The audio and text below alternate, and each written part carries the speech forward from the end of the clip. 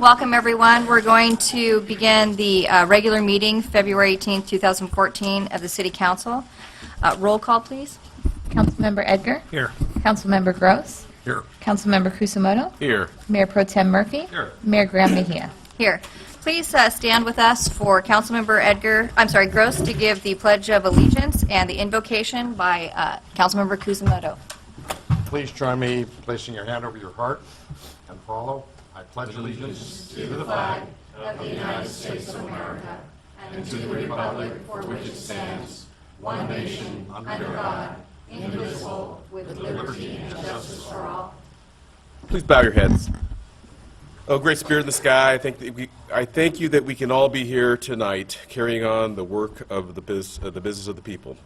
I ask that you bless everybody here. I ask that you bless the men and women that would protect us in the public safety sector, the fire, the police, and that you would bless our city staff. In your great name we pray, amen. Amen. Now we have a presentation, and I'd like to ask Mayor Pro Tem Murphy to join me down front.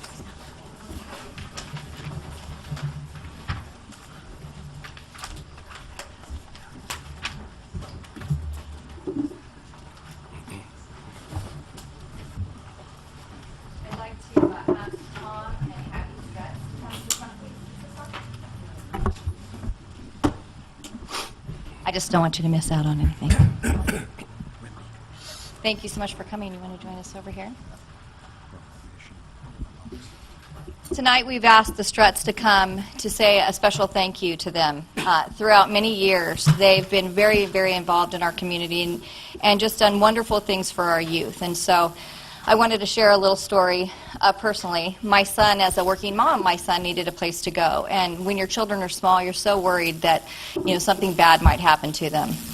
So we were lucky enough to put them in the Community Center Summer Program, where I think your whole family seemed like worked there, and so it really was a family investment in our community. And then you've gone on to be involved with the Ed Foundation, which is helping raise funds for the schools and programs there. And I just wanted to say to you, thank you so much for all your time and your effort that you've given.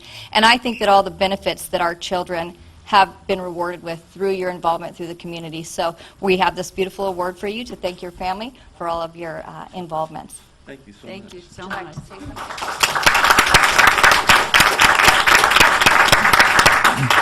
much. Just very, very briefly, it's been a pleasure to live and work in this community, to serve the kids of the community, but I couldn't have done anything without this woman next to me. She gave me the power and the time and worked with me, so I'm grateful both to the community and to this beautiful lady. Thank you. Thank you so much for coming. We really appreciate it, guys.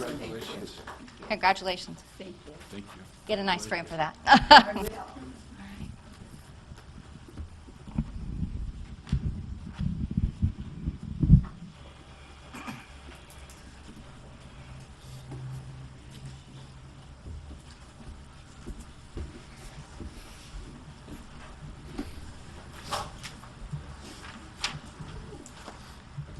Now I'd like to ask Becky Esparza for a presentation from the Orange County Human Relations Annual Report.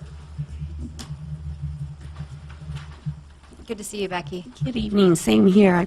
It's my pleasure to come here every year. I think I've been coming for the last 5 years. This year I came with allergies, forgive me. But it's always nice to see your community members here. You always have a full house, and it's so nice to see them. And usually you have all this youth here, and that's always a pleasure to see also. Okay, good evening. I'll start again. Good evening, Mayor, council members, members of the community. I'm here tonight to report on some of the work of our nonprofit organization, Orange County Human Relations, and in Alamitos over the last year, and present you with our annual report, which I believe Wendy has passed out to all of you. As our demographics continue to change, some cities struggle this year as conflicts grew into profane, abusive, and/or hateful speeches at the public's comments period of the council meetings, or public demonstrations and even riots, where civility was often the first victim. Orange County Human Relations, in partnership with the chairman of the Board of Supervisors and Association of Cities, conducted a forum and developed these practical guidelines for managing civility in public forums. and I believe Wendy is going to be passing that out to you also. Our partnerships with cities maintain the capacity to serve excuse me, as an asset in healing these tense times and save city tax dollars in the process, which we're all grateful for. We build community by fostering respect, resolving conflict, and pursuing equality. Many of our services are county-wide, but I would like to share some of the following data about some of our additional services last year here in your city of Los Alamitos. We mediated 22 cases, as well as 2 family mediations in our community or courts where one of the parties was a resident of Los Alamitos. In collaboration with Los Alamitos Police on hate crimes and individuals or community groups on hate incidents that are not crimes, we documented 1 hate incident in the city in the 2012. 20 Los Alamitos youth participated in our day-long Walk in My Shoes symposium at UCI, learning about respect, tolerance, and making a difference in your school and community. We helped build a sense of community with Los Alamitos residents and staff through the hate crime victim support.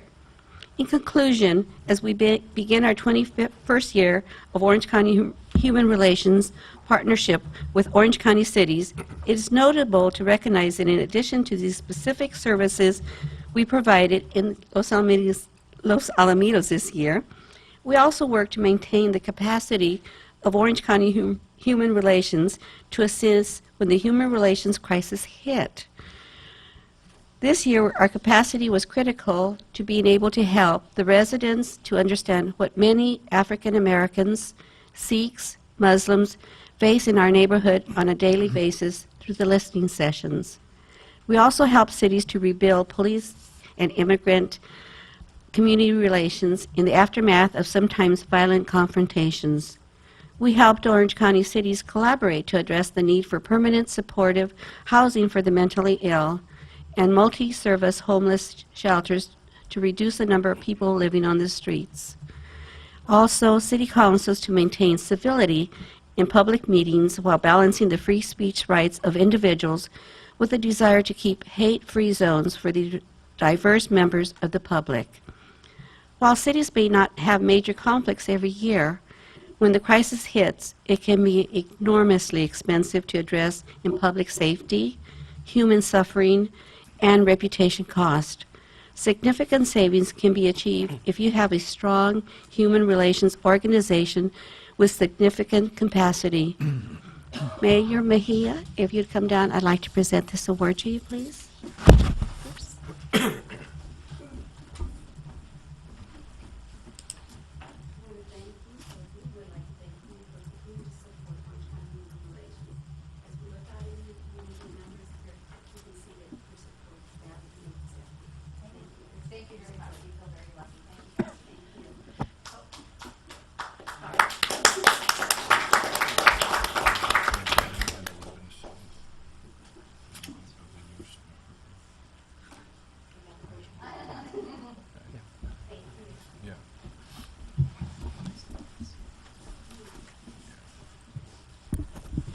Thank you for the awards. Very beautiful. Councilmember Gross? If I may, I'd like to comment. We had an opportunity, the chief and I, to attend that forum that you staged with Board of Supervisor Chairman in Anaheim, and you and Rusty and the group, the panel, was extremely informative, and we do look forward to getting the best practices information from you, because it is a challenge. We want to give the public the opportunity to exercise their First Amendment rights, but to do so in a civil manner, so that it doesn't become personal and become an issue. We all get faced with that, but it was an excellent forum, and we both enjoyed being there. So please pass the word back to Rusty. Thank you. Thank you. We'll move on to oral communications. At this time, Before we do that, Richard's got something to say. I'd like to make a motion that we pull 2 items. Okay. I'd like to pull 9A, and this was to save people from speaking about it today. I I just don't feel comfortable that without a title report, that we should be proceeding. We kind of did this with the hospital, wasted a lot of time. I think if we give them a little bit more time on the planning commission, we can get this resolved. And second of all, I'd like to pull 11C in light of the minutes that were just delivered to us from the meeting of July the 16th, in order to allow staff and the city attorney to revise their report to include what the former council did. Okay. Would you mind if I ran that by Councilmember Kusamoto, since it directly is affecting him? How do you feel about that, Councilmember Kusamoto, regarding... So with regards to the 11C that Mayor Pro Tem Murphy had wants to, if I understand it, delay? Is that how I understand it? Yes. Postpone this item? Well, really update it in my mind because of the minutes that I requested. I realized that, these minutes were out there today, and we just got them 5 minutes before the meeting. I don't think the staff report, Okay. includes That's fine. this. I understand. So presumably we can deal with this at the next meeting then? Yes. Okay. Yes. I'm good with that. All right, so we'll go ahead, if it's the consensus of the council, to continue that to the next meeting. Is everybody in favor of that? No, that's fine. Okay. Thank you. And then on item, Richard, refresh my memory, that's 9A 9A and and 11C. 11C. But so I'm the one that requested 9A, so if I may inquire as to the reason for delaying 9A? Well, two reasons. First of all, the Planning Commission didn't resolve this issue. And second of all, in reading the proposed minutes for the Planning Commission, which are the most up-to-date things we have at this time, I became concerned about the lack of a title report, that we really don't even know who we're dealing with in this case. And I want to make sure we have that down, and I've offered with Brett that I'll get some free title reports and get them in here so we know exactly who we're dealing with in regard to this. Well, let me just really quickly, before we go to you, Carrie, I think this item has been addressed. It's the other three properties that were on the list that are still pending. But, Carrie, let me go ahead and defer to you on this. Yes, thank you, Madam Mayor. The Planning Commission did not act based upon who owned it. The Planning Commission ultimately acted, and the resolution provides that they remove the designation for that property because it had not been a public hearing. Okay. And that's what the Planning Commission is being asked to do for the other three properties as well. That was the sole basis for their action. So title report doesn't matter one way or the other Okay. on this one. Okay. So, Richard, do you want to go ahead and pull that still, or would No, you like to... if you want to go ahead, I think it's premature myself, but we can, I also think it's premature. I mean, I think if we use the hospital as a parameter, we've looked at this to be able to make sure that we have all the documentation required. Procedurally, might not be mandatory to have the title, but I think if it's a call for review, it's an exception process provided to council members to call things up to question a decision made. If Councilmember Murphy's talking that he wants to see a title report, then regardless of what the decision was made, that's something he wants to see, it's not available, we should wait, I think. Well, he's already said that he's comfortable with moving forward, and this was Councilmember Kusamoto's item. So if you are comfortable with it being pulled, then I would defer to you. But I personally think that this item has already been addressed by the Planning Commission, and as I said, the other three properties that were also listed in this historical landmark designation are not being addressed tonight. So I feel comfortable with the advice of the attorney moving forward. I'll leave it up to the consensus of the council. Dean? Am I allowed to sit and participate in this because I recused myself the last time? Or we're not on the item, so I don't know if I need to recuse myself from this discussion back and You forth. can sit here, but you need to remain silent. And then when the item is actually called, you need to leave Thank the you. room.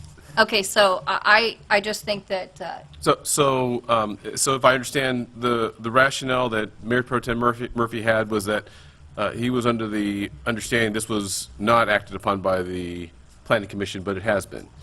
no, I'm not, that's not my understanding at Well, all. I thought that's what That's you what said. you said, though. That's what you said. I misunderstood. So there was a decision by the Planning Commission to come up with a new resolution to unwind the local landmark designation for one single property. That was done. Okay. And that's what I called for review. Okay. The part about title reports and whatnot, perhaps those would be part of the discussion we would have on this item and the direction we could provide to staff without coming to perhaps a final decision on this matter. I would like to just wait till we get there and see where we end up going, and let's deal with it, you know. It may be tabled. It may be held in abeyance till the next meeting. Well, I think, Mary, you have a 2-2 tie up here of a straw poll, so you probably need to go forward because we don't have votes Right. enough to be able to do anything else, so. All right, well, thank you. What we're going to do now is open oral communications. Any individual in the audience may come forward to speak on any item within the subject matter jurisdiction of the City Council. Please keep your remarks limited to no more than 5 minutes per person. I have a couple of cards, and I'll start with Diana Hill for the Sugar Beet Festival.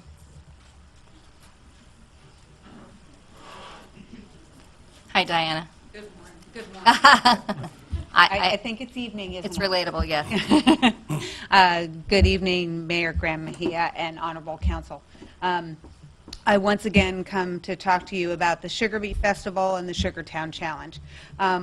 We've had some changes and we just wanted to make you aware of them. After the last council meeting, Larry and I met with staff about our proposed expansion of the race route and the festival that would have incorporated Laurel Park as well as crossing over Bloomfield. After looking at all of the restrictions, which we completely and utterly understand because the park has just been renovated and it's beautiful, that we would have to contend with, we have reconsidered doing that. It's the economic risk and exposure for us is just too great and too great for our sponsors. So we had a really wonderful opportunity to work with the shops at Rossmore. They asked us months ago if we were consider holding the festival there, and we had said no because we had wanted to keep it in LaSalle. But then they asked again, and so we reconsidered, and really from a logistics and an economic standpoint, it really only makes sense. So we're looking to have the festival at the shops of Rossmore, but we really do want to keep the Sugartown Challenge, the race portion of it, and in last year's route, not crossing over Bloomfield, in Los Alamitos.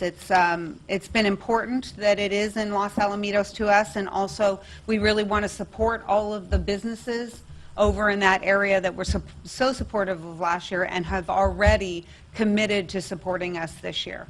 So we once again sat down and spoke with city staff, and we really hope that the council, as things move forward, will consider maybe being our partner in this event, and that would really allow us to really make it a larger, big community event. I also wanted to bring to your attention that Larry Strother had brought information about the nonprofits that did benefit from last year's Sugartown Challenge, because there was a question about that. And so the city manager was given that information so that you would have it. So that is my update for right now. Are there any questions? I don't think that I have any questions, but what I would like to say is I feel like this is a great loss for the city of Los Alamitos. We attended the event last year, and it just was such a small-town feel and such a welcoming event. So we're very, very sorry to see you go, but I would like to ask the council to consider agendizing an item.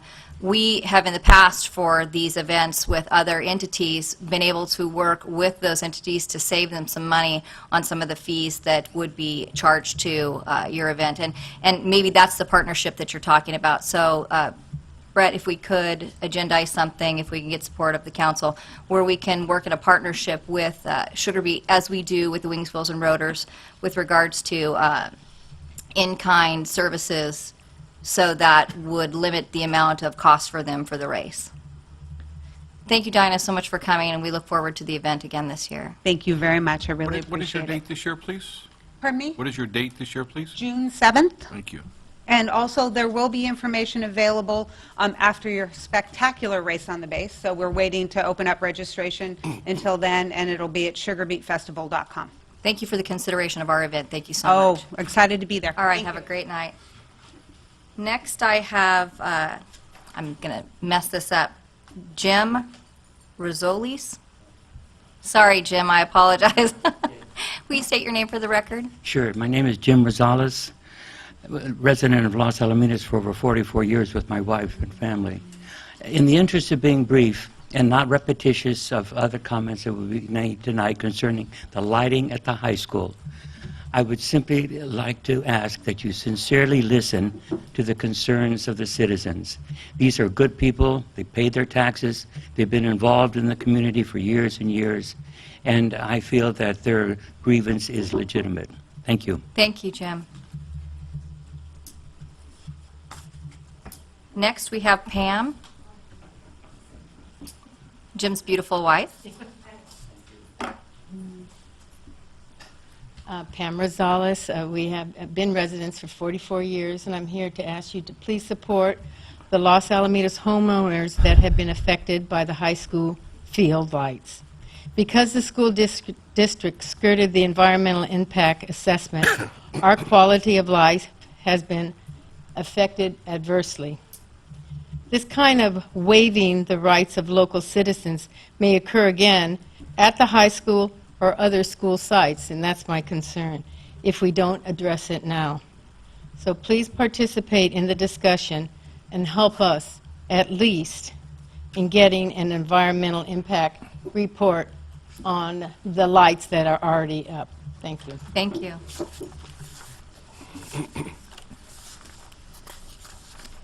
Next, we have Mike Foote.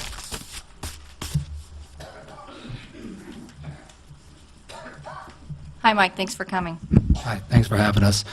Thanks for taking all the phone calls and emails of late as well. We appreciate the, it's been a lot of late. But we thought we'd come out here and bring a few folks, put a name and a face maybe to the issue.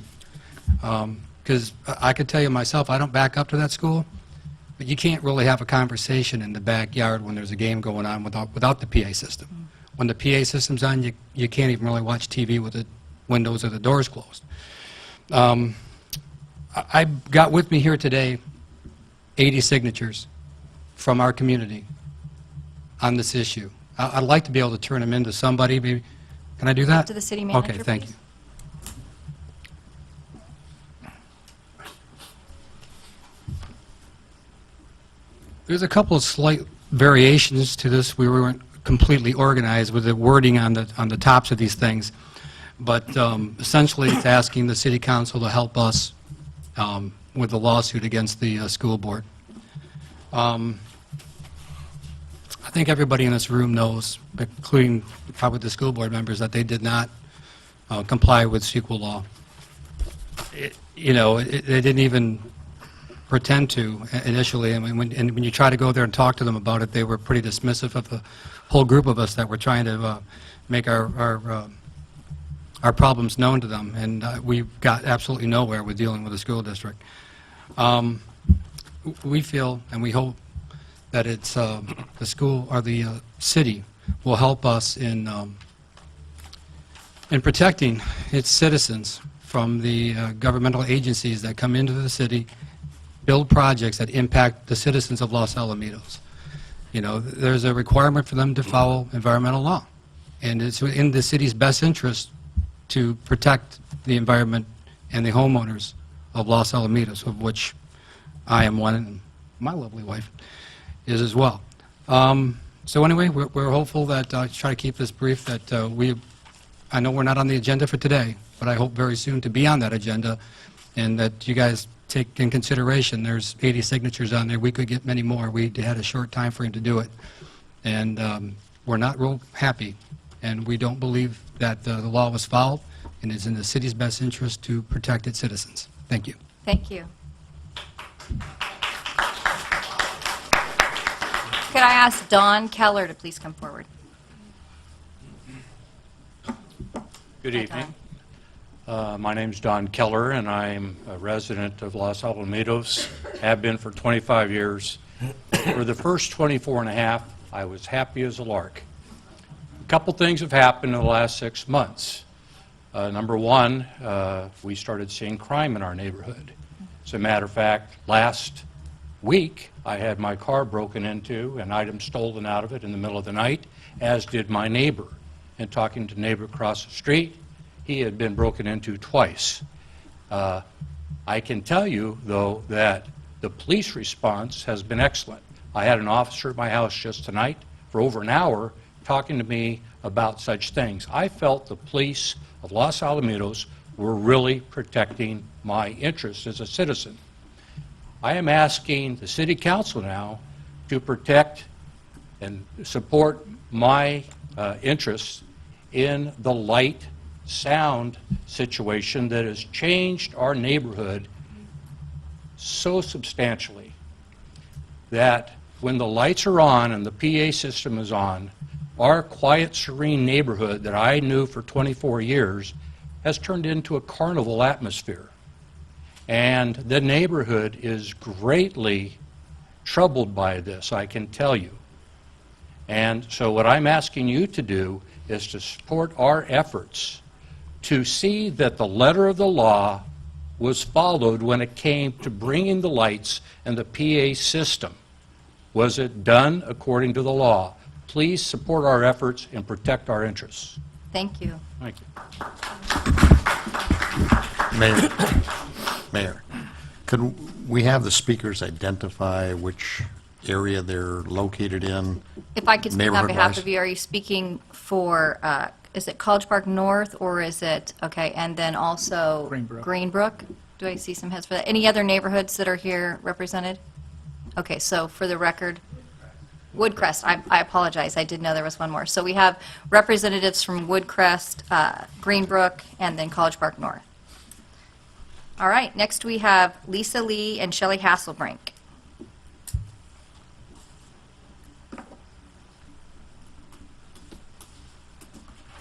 Hello, ladies. Thanks for coming tonight. Can you state your name for the record, please? Lisa Lee, Youth Center Community Relations Director.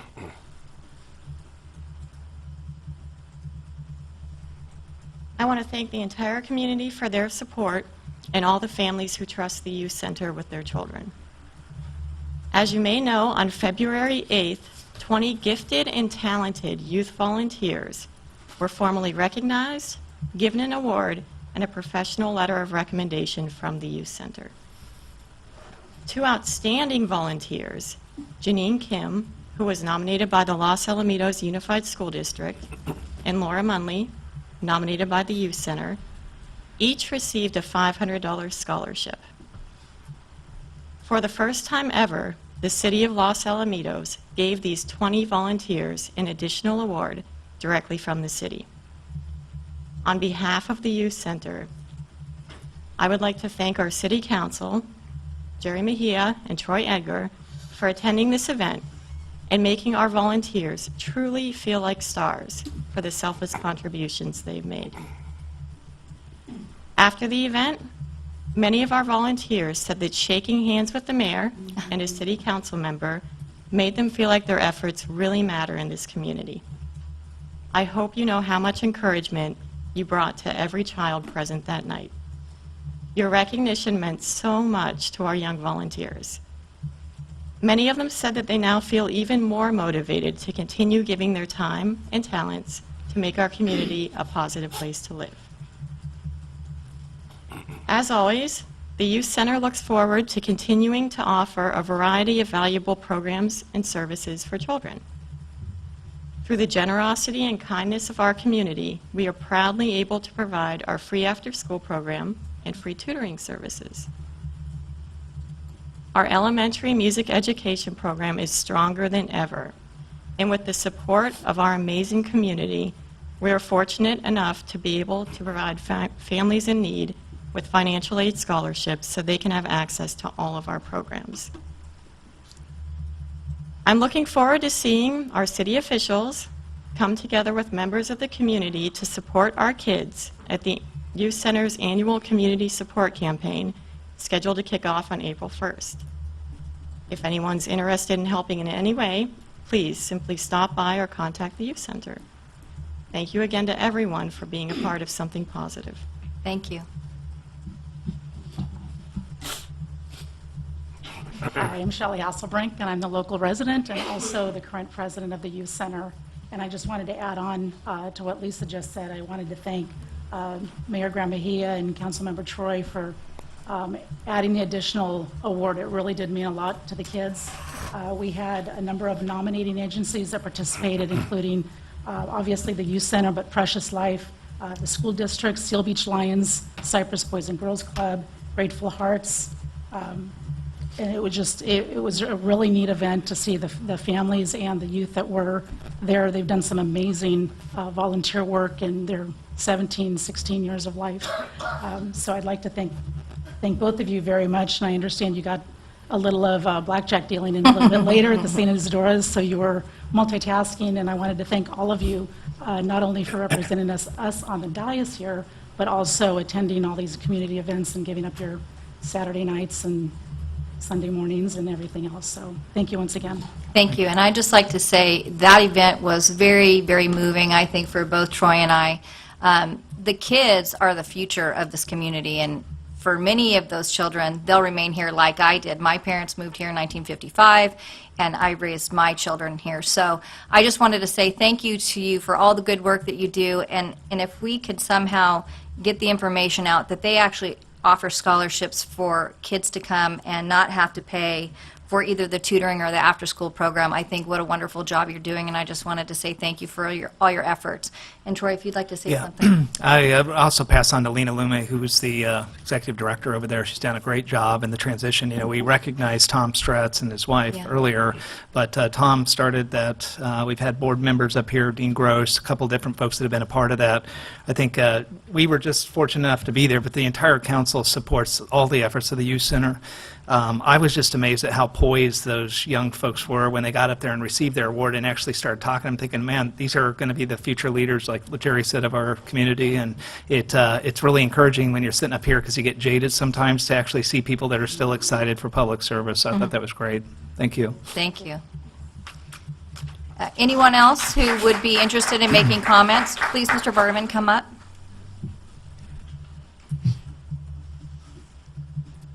And if you would, Mr. Vardaman, if you'd state your name for the record. Yes, my name is Richard Vardaman, and I have lived in College Park North for 44 years. There you go. Good evening, Mayor Graham Mejia, Mayor Pro Tem Murphy, and other members of the City Council. We who live in the east and north of LaSalle High are asking the city for financial and other support regarding the poles, lights, and PA system recently installed on the athletic field. We need to defend ourselves from the actions of the school board. We do not have a representative on the board. If we had a friendly member on the board, the residences on the perimeter would have at least been warned of the light of the plan to erect those ugly poles and lights. Perhaps we could have taken action at that time. We are being taxed figuratively and literally without any presentation. Is this taxation without representation? Should school board members be elected by district rather than at large? This might have prevented such actions as the school board has taken against us. Let me hasten to add that our disagreement is not with the school district, but with the present school board members. I know that we are only about a third of the city's residents. However, I feel the city should be obligated and justified in helping us. Without your help, we will likely have to endure this noise and light pollution. Thank you. Thank you. Anyone else who'd like to speak? got a couple of others. Thank you for coming. Please state your name for the record. I'm Richard Rose. I'm at 3662 Finley Drive. I've been there also about 44 years. We're, I guess, a little bit discouraged finding out that they were able to put all this in, and the city has no right to tell them what they can and cannot do.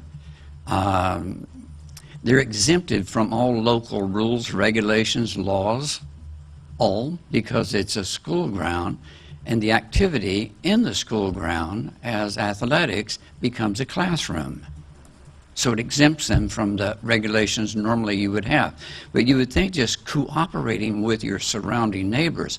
We knew nothing after 44 years. We back onto Carbon Creek. When you walk through the buildings for the goal line for the football field where the temporary one was at, my house is straight across. Fortunately for us, I can say, okay, I'm pretty far away from these activities. But for years, the other people had the baseball field next to them, and we knew it was a lot of noise and this type of thing, but they didn't have lights and loudspeakers. I own a business here. I've been in business for more than 1966, added up. I'm on Bloomfield right now for like 30 years. But we're not exempted from anything. Everything we do, banners, flags, poles, everything, you have to have a permit. We have people walk into our parking lot before they come in the front door to see what we're doing. But the school is exempted from all of these regulations because it's a classroom, even out on the field. I don't believe that's true, but evidently it's been tested. So our frustration is when we talk to the school district, some of the things they're saying, they don't have a rental program. It's not true. We've seen it published. We've seen the fees, and it recently went up. When we talk to them, the city also can rent out the school ground. True? Do you rent out the school ground on Sunday morning when they play soccer at 8, 9 o'clock in the morning? They do now. They didn't used to play there, but they play now. They're close enough to us that we can hear them. We hear the coaches. We hear the music. They like to play music. None of it's regulated, and I'm not so sure you can regulate the school, but I think you could regulate the rentals.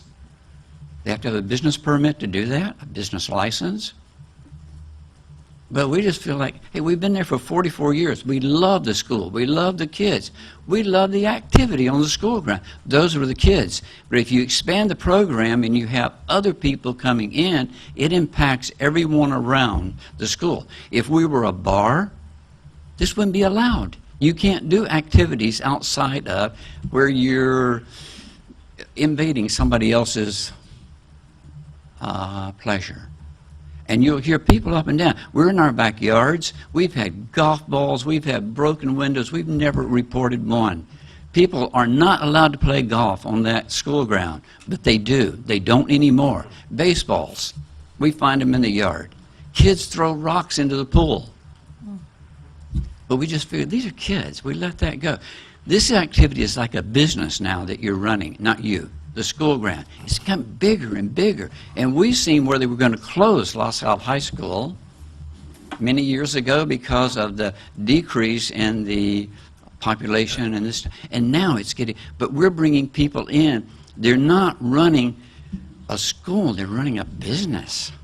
And we're being impacted by it. So I disagree with Dick. I think we can do something. I think there's things, it may take time, but we have to beat away at it and win. Thank you. Thank you very much. City Manager, if we could get connected with Mr. Rose so we can answer those questions that he asked at an appropriate time, that would be great. Anyone else like to come and speak? Please come forward.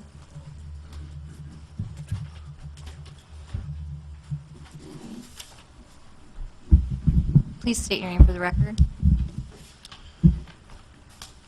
My name is Samuel Manning. I live on Del Norte Way, very close to the high school. And I, too, would like to talk about the improvements on the Los Alamitos High School John Barnes Field I will apologize ahead of time, though, because I think I'm going to say some things that aren't exactly popular with a lot of people who are probably here tonight, but I think they're something that we should think about as a community. You've been asked by some people already to fund some legal action against the school district. Now, as far as I can tell, this end goal is to restrict the usage of the field as to reduce negative impact on the community that's around, whether that be not as many lights going on so late at night, lowering the decibels on the PA system, etc. And I very much understand this. The school had the worst PR I've ever seen since I've been paying attention to this stuff. We ripped into them every time. Every month we would go and we would tell them, we don't want this. Here's some things that we would like to see. And we were completely disregarded. No one cared. No one wanted to hear what we had to say. And not just a disregard to the people, but a disregard to many of the laws, and they got some exemptions that we're very questionable about. Now, the school is funded by taxpayer money. It was built with quite a bit of help from Measure K, which is also funded by taxpayer money. Now, think about it from another view. The city to help invest into a legal action against the school district, that's going to cost taxpayer money. And school legal fees, anything they're going to have to do, that's going to cost taxpayer money. So when we think about it, we're losing out on all sides. It doesn't really make sense to go through with a legal action. Doing so would rob the taxpayers, it would rob our neighbors, our fellow citizens of the city, be robbing ourselves. It really doesn't make sense. I would like to see the city get involved in this, use political leverage, your voices. You guys are the focal point of the city. We see you guys. We know who you are, and the school board knows who you guys are. We would like to see you involved on an individual basis. However, I would not recommend the city to fund any litigation against the school district over this issue. As I said before, it doesn't make sense. This is our taxpayer money. The only people who would win in this case are lawyers. However, I would like to present an alternative for the citizens who may not like what I have said. I would like to see these concerned citizens, those who are willing and able, to seek out seats on the Los Alamitos School Board and get these seats. Represent yourself. Represent your neighbors. By doing this, we can reach the same end goal of restrictions on this field. We can change the district's policies from the inside. Thank you. Thank you. Anyone else who'd like to speak? My name is Tom Heidorf. I live at 3722 Finley Drive. I've only lived there 30 years, so I'm short 14 years of some of my neighbors. But the good news is I'm right in the middle of it all, so I look right onto the baseball field. And it has become a concern, and I've written, in fact, an email again tonight. And the school's been responsive in both emails recently. The last one was 10 days ago at 5:30 in the morning. Somebody's taking baseball practice out of the batting cage. So we hear this crack, crack, crack. And Josh Arnold, the principal, went ahead and stopped that. And he never got, I mean, emailed back, said he'd look into it, and it stopped. And then Sunday afternoon, it just seemed like incessant noise. We had a guy out in the baseball field leveling the field for over 2 hours, then mowing, and then he finished with baseball batting practice. So and I sent an email to him again asking that maybe we can do maintenance Monday through Friday. And last Saturday we had a work crew there, and they had music on pretty loud. I mean, loud enough you can hear it, not the PA system, but just music. And I understand that, but we love the band, we love everything to do with the school, but it just seems like now with those big lights, you know, we have a real challenge with controlling how we're going to move forward with this. And our concern not only is that, but in the future, let me say this. I was at a recent basketball game, and my brother-in-law was refereeing the game. I came to watch him. And what was interesting is one of the kids from Marina High School came in, soccer player, says, my God, that is the best field ever. I loved it. I want to come back here and play again. So I know we have a great field, a great everything, but I don't know if it was in the best choice to put it in our backyard like that. So I think we have a long ways to go, and I think you're going to see, you know, more and more of us just speaking out, because I think they've pushed the limit. So, and I'm talking over my time. Thank you.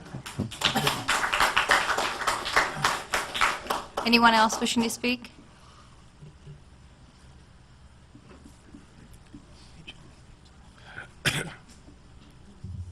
Please state your name for the record.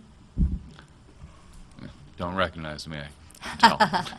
J.M. Ivler. First, I'd like to say I was at the earlier meeting, and it was really a pleasure to see city staff and city council working together on our budget.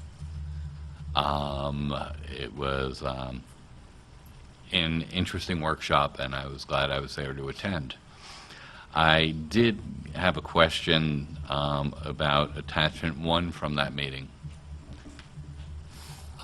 In attachment 1, your mid-year budget amendment, you list the general fund revenues, and you call out under taxes a sales tax guarantee for $75,000.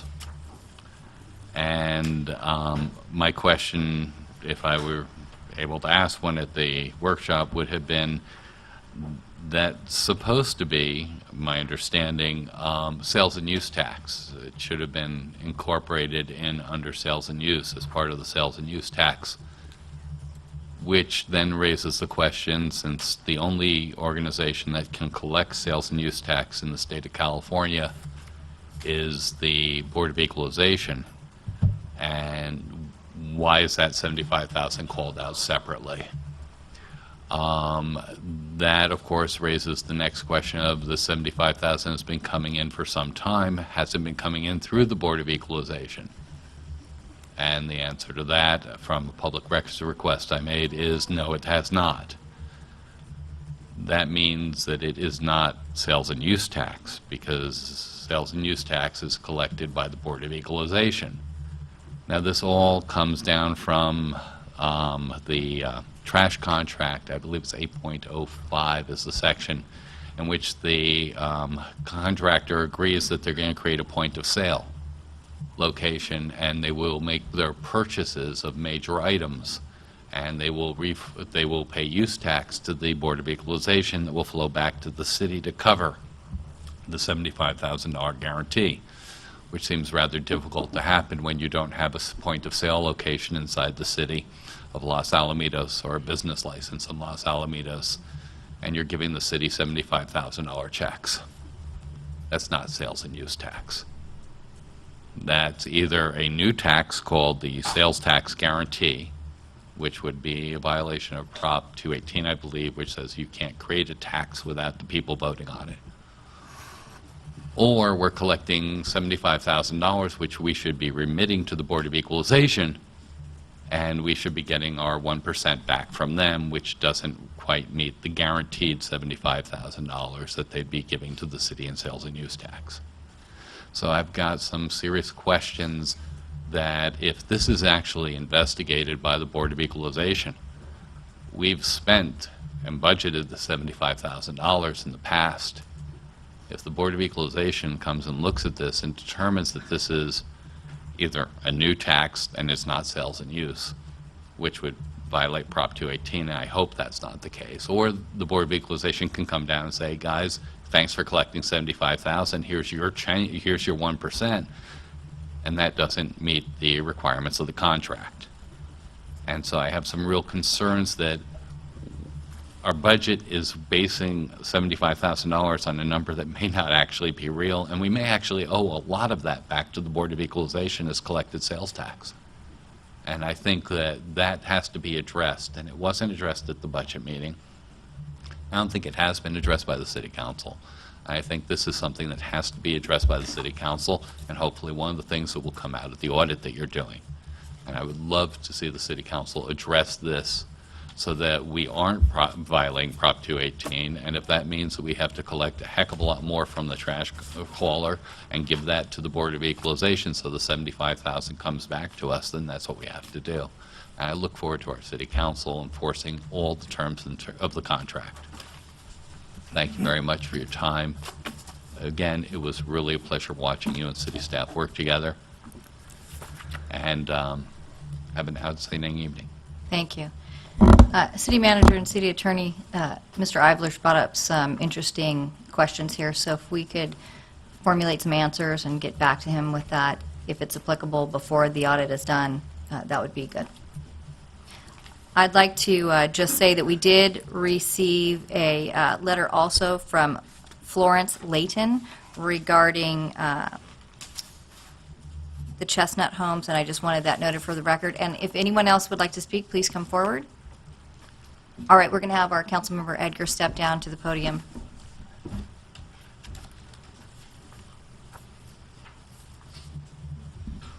Hi, City Council. How you doing? Hey, Troy Edgar here, City Council member, but tonight I'm addressing you as a citizen of Greenbrook. To give you just a little bit of a perspective and to the community through this process is that I'm no longer able to sit up there as a part of the City Council because I live too close to the field. And I have an item right now up in Sacramento to see if I could participate as a resident and join everybody out here. But let me clarify my position personally and ask for your consideration. This issue having to do with Los Alamitos stadium lights and the field is a quality of life issue, and it's also an economic interest issue. And you've heard a lot about the quality of life, so I don't want to reiterate that. I want to talk about the economic interest and specifically what it means to me and why I'm so adamant that we as a city should get behind that community, just like we did for Carrier Row when they were concerned about their quality of life and economic interests with the Cypress Horse Track and the property over there. I bought a house in Greenbrook. I paid over $900,000 for it. And I'm a late entry. I'm a LIFO, late entry there. So when I go out, but we had a house in that community that got in the market, was going through escrow, and halfway through, those lights came up, and the first test happened, and it fell out of escrow, and they to get that deal done had to drop the price of that house $80,000. You take $80,000 and you think, well, that's just the people on the perimeter that are up against the field. But the reality is comps are that entire area. And so $80,000 is a 10% reduction in my equity personally if I ever wanted to leave. And it's a neighborhood with a lot of older folks in it that potentially want to check out. And so my point is two points. One, this is a significant amount of your constituency base. 86 signatures is not that much, but there's over 350 homes in those three tracts. Excuse me. Because you have a conflict of interest, you're only allowed to speak regarding your own property, not regarding the petition, not regarding any other properties. Okay. This has been my struggle. This has been my struggle with my participation in this, so I'll continue to try and frame this a little bit closer. I would ask for you guys to get behind this because my home value has been hit, my quality of life. You know, this doesn't have to go to lawsuit. I would agree with Sam, who's, by the way, also on one of our commissions. This doesn't have to be a legal issue. The problem with this is that they have tried to handle this with the school district and tried to take a partner approach, and some of us in our roles have tried to do that too. The issue is that for me, there is no covenants to enforce the use of that field, and that uncertainty affects the home price. We do not know how many days of the year that field is open, how late it stays open and the lights are on, how loud and how many decibels, how many user groups. All we have to enforce in the law is a flyer that says we won't do this. Well, flyers aren't enforceable. The EIR process opens up that to allow us to complete it. It's an ability for the school district to get out of this litigation by agreeing to just open up and have something in writing that we can actually enforce in law if they don't do what they said they were going to do. I would just ask for your support for this residency group, for me, and I voted for you guys too, so I would hope that you guys would do the right thing. And remember, we should do for this neighborhood what we did for Carrier Row, and we should stand up for them. I appreciate it. Thank you. Thank you.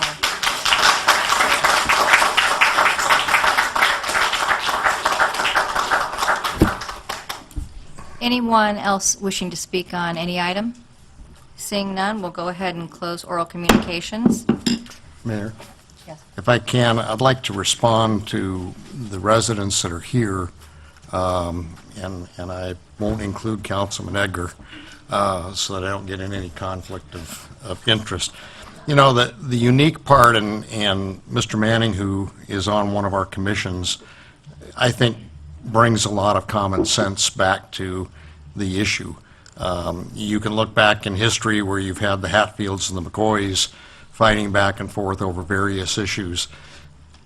As a resident of this city, as an elected representative of this city, I'm very concerned about what has happened and what's transpired and the lack of cooperation against or between two elected entities.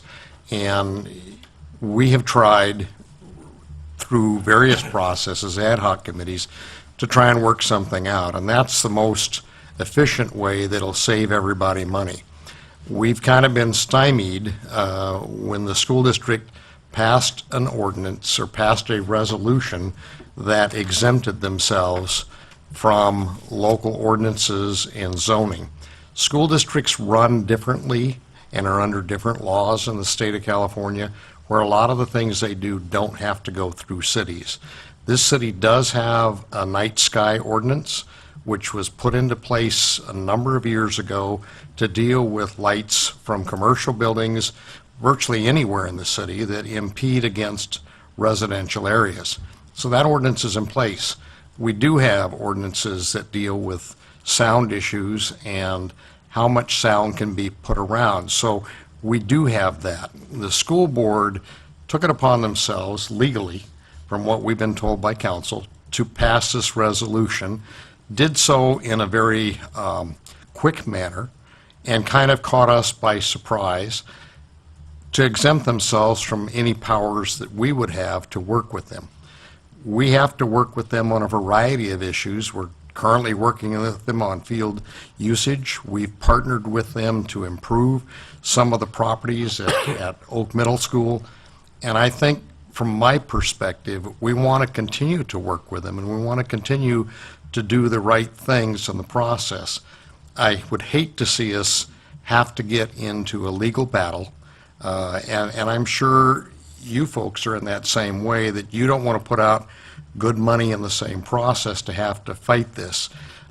You've got to somehow be able to convince that body that working together rather than in legal situations is what we need to be doing.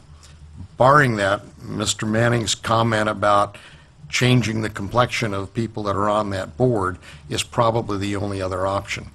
I'm struggling because I've had phone calls from a variety of people as well as emails, and I've tried to respond to every one of them.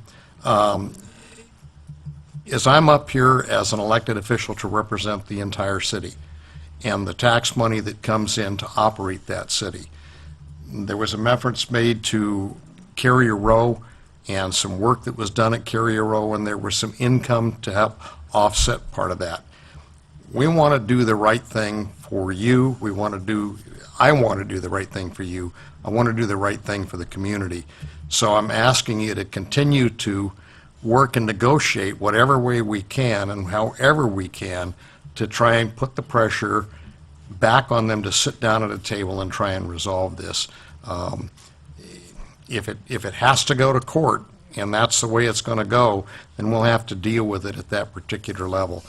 But going to their meetings, encouraging them to do the right thing, is about the only thing we can do at this particular point, and you've already expressed they're not listening to you.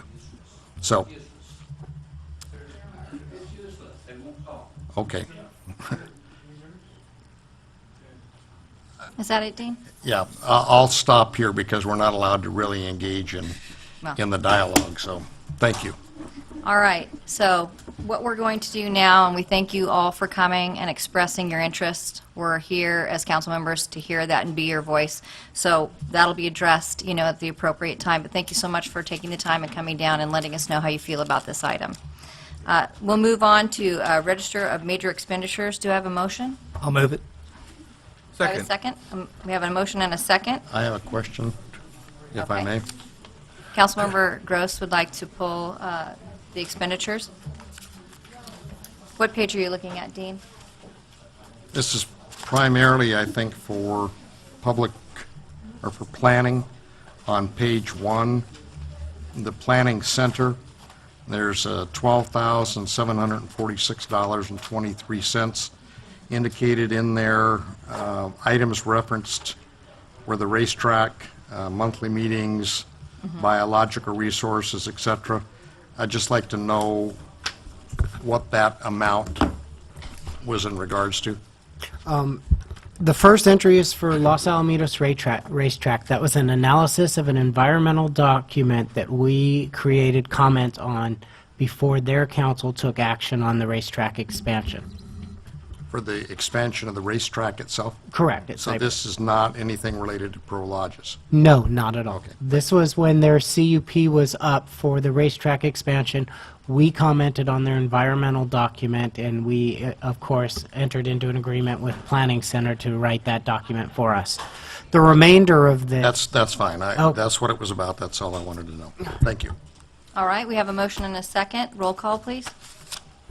Councilmember Edgar? Aye. Councilmember Gross? Aye. Councilmember Kusamoto? Aye. Mayor Pro Tem Murphy? Aye. Mayor Graham Mejia? Aye. And we're moving on to item 8, and that is the consent calendar. All consent calendar items may be acted upon in one motion unless a council member requests separate action on that specific item. Would anyone like to pull anything from the consent calendar? I'll move the action. All right, so we have a motion and a second. All in favor? Aye. Any opposed? Motion passes. We move on to item 9A, which is a public hearing. And if we could, staff, could we get a staff report on that? Before that begins, I have to recuse myself because I do have property interests within the radius area for this particular piece of property on Chestnut. Thank you, Councilmember Gross. We'll wait for him to exit the dais, and then we'll get started on this item. He accuses himself of his tacos, you know? Yeah. You're going for the food, huh?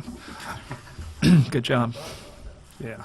Okay, could we get a staff report, please? Thank you, Mayor. Just point of order, just one more with respect to another upcoming agenda item regarding the conflict of interest. This Councilmember Gross is still conflicted out because of even the new interpretation of the rule. Will he still be conflicted out? I believe he's making reference to the 300-foot rule, is that right? Yeah, 300-foot rule. Are you talking about on this item? Yes. Yes. He's still conflicted. Okay, just wanted to check.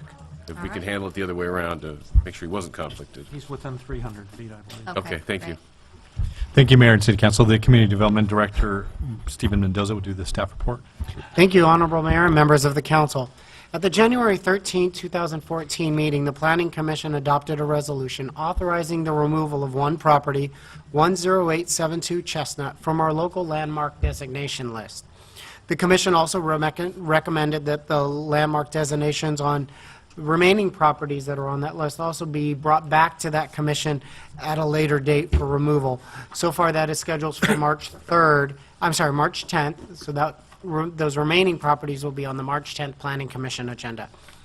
Regarding the action they took on January 13th, City Council Member Warren Kusamoto had requested that that action be brought up in the call for review process. The call for review process allows the City Council to, within 20 days of an action of the Planning Commission, bring that item up to review and take into consideration the facts that led up to the Planning Commission's decision. Again, the decision under question is the Planning Commission's January 13th designation to remove that landmark designation at 10872. This is a noticed public hearing tonight. The property owner has been noticed. The neighbors 500 feet from that property have been noticed that this is a public hearing. And if there is going to be future action, I would recommend keeping the public hearing open for a later date. Also, there was a last-minute email that Wendy had passed out, a letter that was received at City Hall today. It wasn't an email, I'm sorry. It was a letter received at City Hall that is kind of related to this topic, but not this specific address. So I wanted to point that out. I think you all have a copy of that letter as well, loosely related to this item. With that, I would recommend that the city council open the public hearing tonight and then take any testimony and discuss the item and decide if any action needs to be taken. Thank you. I'd like to bring it back to the council. Any questions? Sure, so I'll go. So I think that the public can kind of understand there's a lot of, I think, confusion about this. The Mayor Pro Tem Murphy had requested that we delay this, and perhaps I would be willing to entertain consideration of a delaying on this, but would that then preclude us from the 20-day limit for the call for review if we delay this to next month? And I'm not sure what we would gain in terms of additional information, but Now, you called for review within 20 days, and then the council can... so we can dispense with it if we want to delay it. So one of the things that Mayor Pro Tem Murphy brought forward was one of the questions that I had requested when this came before the Planning Commission. So kind of just to put it this way, we have a threat of litigation, we have a claim for a significant amount of money, and it was my understanding and belief that this should have been brought to the City Council, and notwithstanding all the other information that had been provided, I still believe that this should have been handled by the City Council as the first step. Now, there were some, I guess, undoing of some of the procedural steps that happened back in May of 2012. I understand there's a lack of a proper noticing and public hearing, a resolution that was approved by the body called the Planning Commission, and then that same body would undo it. But again, I'm going to say that we have an issue that very clear language from the attorney representing the claimant that says fraud, forgery, and possibly gross negligence, coupled with a claim of $500,000. So to me, I guess I'm still, kind of struggling with why did that not come to this body as part of our duties. So all that said, that's where it is. I'll just kind of reserve to come back. Let the other council members kind of weigh in as to what they think and if there's an action that or a delay that we want to continue on with this item. Okay. Any other council members like to ask any questions? No? Okay. Why don't we go ahead and open the public hearing? Anyone who would like to speak on this item, please come forward. State your name for the record. J.M. Ivler. There needs to be a little bit of a statement so that people understand timelines. In 2010, somebody from the Museum Association started going out and getting what looks to be like a petition signed by people who claim to be homeowners of the properties in question. This continued into 2012, and in May 2012, the Museum Association had the presentation made to have a set of properties declared local landmarks. In December of 2013, after one of the landowners passed away, the estate sent a threat of litigation to the city of Los Alamitos under the grounds that one of the signatures on one of those documents was fraudulent. This meant that some party, if this was accurate, defrauded the city of Los Alamitos as well as the homeowner by having this property have certain items placed on it. The municipal code has two sections, one saying all the great things about being a local landmark, and the second section saying all the onerous components of the city code that would be placed on the property by being a local landmark.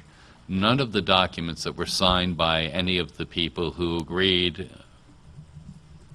had any of the second items on it. The second section was missing. The only claim that the second section was actually followed was a claim made in the May meeting by Mrs. Poe, where she said she told them about it. In the January meeting, she said she was unaware that there were any onerous actions that were placed on it. She thought it was just nice thing to do. When the city got told that we were going to be sued, we put it onto the agenda for the Planning Commission. This was done so the Planning Commission could address it, which didn't make any sense because litigation's addressed by you in closed session, not by planning commissions. When the Planning Commission met on it, they were told, oh, surprise, we didn't properly notice this. Well, that isn't why it went on their agenda. It went on their agenda because somebody threatened to litigate against our city. And now they're deciding, based on a surprise, well, yeah, we put it on the agenda for this reason, but now we want you to take it off and do this for this reason. Well, that's not right or fair. Because as people on the Planning Commission said that night, they stated, if it's for this reason, the secondary reason that you're just bringing up now, then you should have sent us all the properties to be dealt with at the same time, not this one property. This one property, and I'm going to use the words from our city staff, we have to mitigate the risk that put this one property on that commission meeting. The only risk was the risk of litigation, and it shouldn't have been there, it should have been here. Okay. Thank you, Mr. Ivler. Thank you. Any others who'd like to speak on this item? Seeing none, we're going to close this public hearing and bring it back to the council. Warren, would you like to? Sure, I'll continue. I did have a brief conversation with the city manager, and there was a question that I had regarding any investigative body looking into this matter. So could you address that, city manager? In terms of the alleged forged signature, I mean, the district attorney's office is investigating. And so was there a police report filed in our city for this allegation of a crime? Yeah, let me have Todd Matter and the police chief speak to that. There was. It was initially reported to us, and we took the initial crime report and did some initial investigation. Okay. Thank you. Is that it? That's for my questions, yes. Okay. If there's any information that we could share with the community regarding the concerns that were addressed tonight, could we take that? I would be happy to respond to Mr. Ivler's comments. Okay. And to Councilman Kusamoto's comments. Yes, this matter was initially brought to the Planning Commission because of the letter from the attorney for this one homeowner threatening to sue the city, claiming that one of the signatures, that the signature on the application was forged. Staff did some preliminary investigation into that, prepared a staff report. The city attorney's office did a little bit of investigation as to the ownership of the property and reported during the Planning Commission meeting that there were two owners and only one had signed. But the Planning Commission declined to act on that basis, on the basis of the forgery. The Planning Commission acted on the basis that the original action for this property, the only one that was before him at that time, was not properly noticed. It should have been a public hearing. The four properties that were designated a couple of years back should not have been designated because there was no public hearing. There's no question about that. The Planning Commission had done the designation because that was their job. It was not called up to the council for review. Planning Commission did it. Planning Commission was the appropriate body to reverse that. It was an error by staff, kind of ratified by the Planning Commission in passing the original resolution. It wasn't in the staff report because as we got closer to the date of the hearing, questions were asked, research was done, and it was determined that it wasn't properly done in the first place. It's a kind of a no-brainer. You reverse that. It wasn't done properly. Now, at the Planning Commission meeting last month, or when this was put before them, that was the only thing before the Planning Commission, not the other three properties, because that was the squeaky wheel that brought it there. The further investigation and the fact that none of these were subject to a public hearing and public notice resulted in staff preparing an agenda item for the subsequent Planning Commission meeting last week. And that's been continued until next month. But there's no justification for not reversing this because it wasn't done properly. It's not a legal designation if you don't have the public hearing and the public notice and all that. So the first one to come before the Planning Commission did the right thing. They reversed it. They adopted a resolution reversing it. The resolution says, whereas the municipal code requires a public hearing, whereas the city attorney has determined that Resolution 2012-03 was adopted without the required public hearing and recommends that the designation be removed from 10872 Chestnut Street. Now therefore, and the Planning Commission did it. And that should be the end of it for that property. The next ones will be on the next Planning Commission, the other ones will be on the next Planning Commission agenda. Somebody can call that up and bring it here, but I don't understand why this is even an issue. Actually, it's 5 properties counting the museum, but I don't understand why it's even an issue when there was no public hearing. It doesn't matter that there's also a legal claim. The legal claim, which, by the way, according to the attorney, is going to be moot if the council doesn't reverse the Planning Commission. And that's a good thing. It doesn't matter whether it's the City Council or the Planning Commission who takes this designation off as far as they're concerned. And in the interest of avoiding unnecessary attorney's fees and avoiding claims that can be easily dealt with and reasonably dealt with and fairly dealt with, I think this was done absolutely the right way by taking it to the Planning Commission to remove the designation. So. Okay. So I'm confused, City Attorney. So just to be clear, the legal claim of the $500,000 will be moot. That's the part that will be mooted, correct? It won't be legally moot. They could still pursue it. Okay. But the attorney indicates that as far as he's concerned, and he's... Okay, so once the local landmark designation is lifted, your belief is that it will settle the matter with respect to the Yes, and legal- even if it doesn't settle the matter if the attorney still files suit, then it's an easy one to beat. Okay, but that's with respect to the claim of the $500,000. Right. Okay, so the other aspects of it, the fraud, the forgery, whatever, those things, those are still, whatever, running on their own.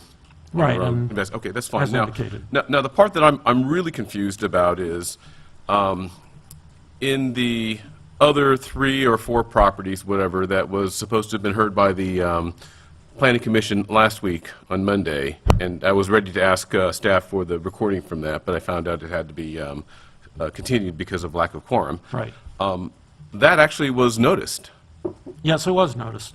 So I'm trying to in my mind understand the inconsistency with the no need to notice, yet these were noticed.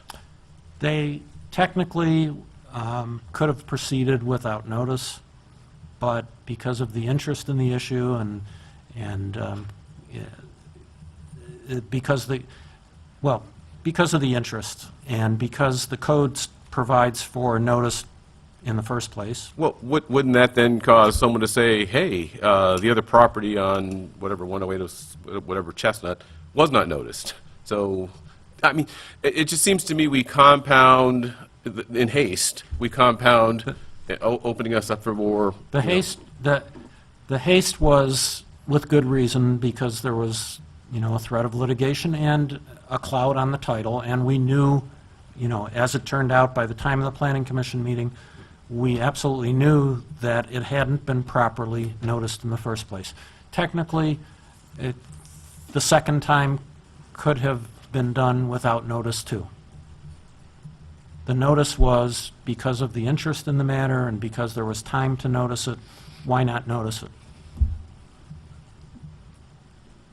you have anything else? I have no other questions at this point. Okay, just for the public's sake, because I've received some calls on this, there's been a question asked, why is our police department not handling the alleged forgery? So, Todd, if you could answer why it was passed on to the district attorney so people can understand that it's just a normal process. Yes, that was just to avoid any issues involving conflict of interest. Conflict of interest. Okay, great. I just wanted that for the public to know because there have been people who have called. One of the concerns that I had with regards to these properties is the people didn't seem to understand, and this is why we're acting to remove them. They didn't seem to understand that this put very stringent restrictions on their properties, that they couldn't really change or develop them without staying within a really strict boundary that met the historical aspect of this. I've also gotten many calls regarding the properties that abut these homes that were listed for historical purposes, and then who the owners of those properties were on each side. Did we ever get that information? No, we don't have title reports on those properties or at this point, the surrounding properties. We've run, through our GIS system, we've run all the property owners that show up via the standard county recording documents, and we've noticed them and sent them letters for the Planning Commission action, which is everyone 500 feet from those properties. Okay. So we don't know who owns the property directly on either side of these historical homes? Yeah, they were all noticed for Okay, so my they were all question noticed is... for the Planning Commission hearing. Right, okay. What my question is because it's been brought to my attention that there's some concerns in the community regarding the properties that abut these. On the Chestnut property that is being addressed tonight, who are the landowners on either side of that?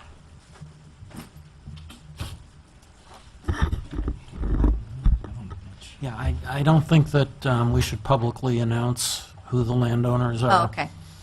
Well, I will say that there's concern out in the community that this historical designation was meant for potentially more self-serving reasons, and so I would like for the City Council to find out who those property owners are and then take that into consideration with the potential alleged forgery, and just make sure that we're doing our job and that we're following up on these items to make sure that nothing sinister was done to these elderly people, because I think it's our job to look out for those who maybe could have been taken advantage of in this situation. So, Madam Mayor, if I may. Yes. I believe that's what the district attorney is doing. I don't think they're limiting their investigation to just these 4 properties. I think they have investigators who go out, and it really is their job, not the city's. If the city were to start doing an investigation like that, it could interfere with the DA's investigation. well, we certainly don't want that. I just want the people of the community to know that we are following up on every aspect of this to make sure that the seniors of this community were not taken advantage of in this situation. And that's not an accusation. It's just something that we feel strongly about, or I feel strongly about, to make sure that that they're looked after in this item here for tonight. Anything from Troy or Richard? I got a couple questions. Sure. Chief, so somebody filed a police report. Was it the owner of the house? Just yes, no. I think she's the co-owner of the house. Okay, so the current owner filed a police report. Police reports filed. I mean, for me, I was gone for the last meeting when you guys went through this, so I just want to make sure I'm up to speed. So from that point, you get a request to be able to look at whether the process for collecting the signature met a requirement of forgery or fraud. Can you explain, or the city attorney explain, what does that mean? In the context of a historical home designation, what specifically are we talking about here? I don't get it. I'm not sure I answered the question, but I also am really reluctant to discuss any details of the investigation. Well, let me, somebody define fraud and forgery in the context of a real estate transaction so that the community understands what we're talking about. It doesn't have to be specific to this piece of property. Well, forgery, I think everybody knows, it's pretending that it's a writing that purports to be somebody else's and is intended to defraud somebody. Fraud is hard to define, but it's when you're taking advantage of somebody in an illegal manner, with consequences. Okay. Monetary consequences. So let me just connect the dots for what I read in the newspaper. Since I wasn't here in closed session to talk about it, I see in the newspaper the DA has a fraud and forgery investigation in LaSalle. Apparently, it is still going.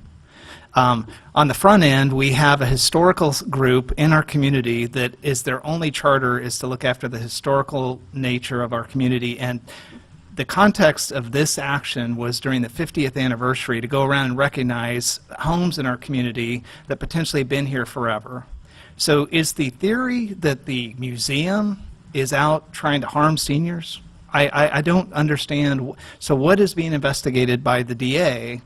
Apparently the newspaper knows more than I do. I'd like to know what's going on here. Who are we after here? Who aren't we talking about? What is this? It doesn't make any sense to me. Councilman Edgar, I've been handed a copy of Penal Code Section 470, which defines the situation. And the crime is, it's a long section, but just reading part of it. Every person who with the intent to defraud, knowing that he or she has no authority to do so, signs the name of another person or of a fictitious person to any of the items listed in subdivision D is guilty of forgery. And subdivision D includes cashier's checks, traveler's checks, real documents dealing with real property, stocks, goods. It's like Okay. So 30 lines Where long. did you get that? It was handed to me from, I think, Councilman Kusamoto.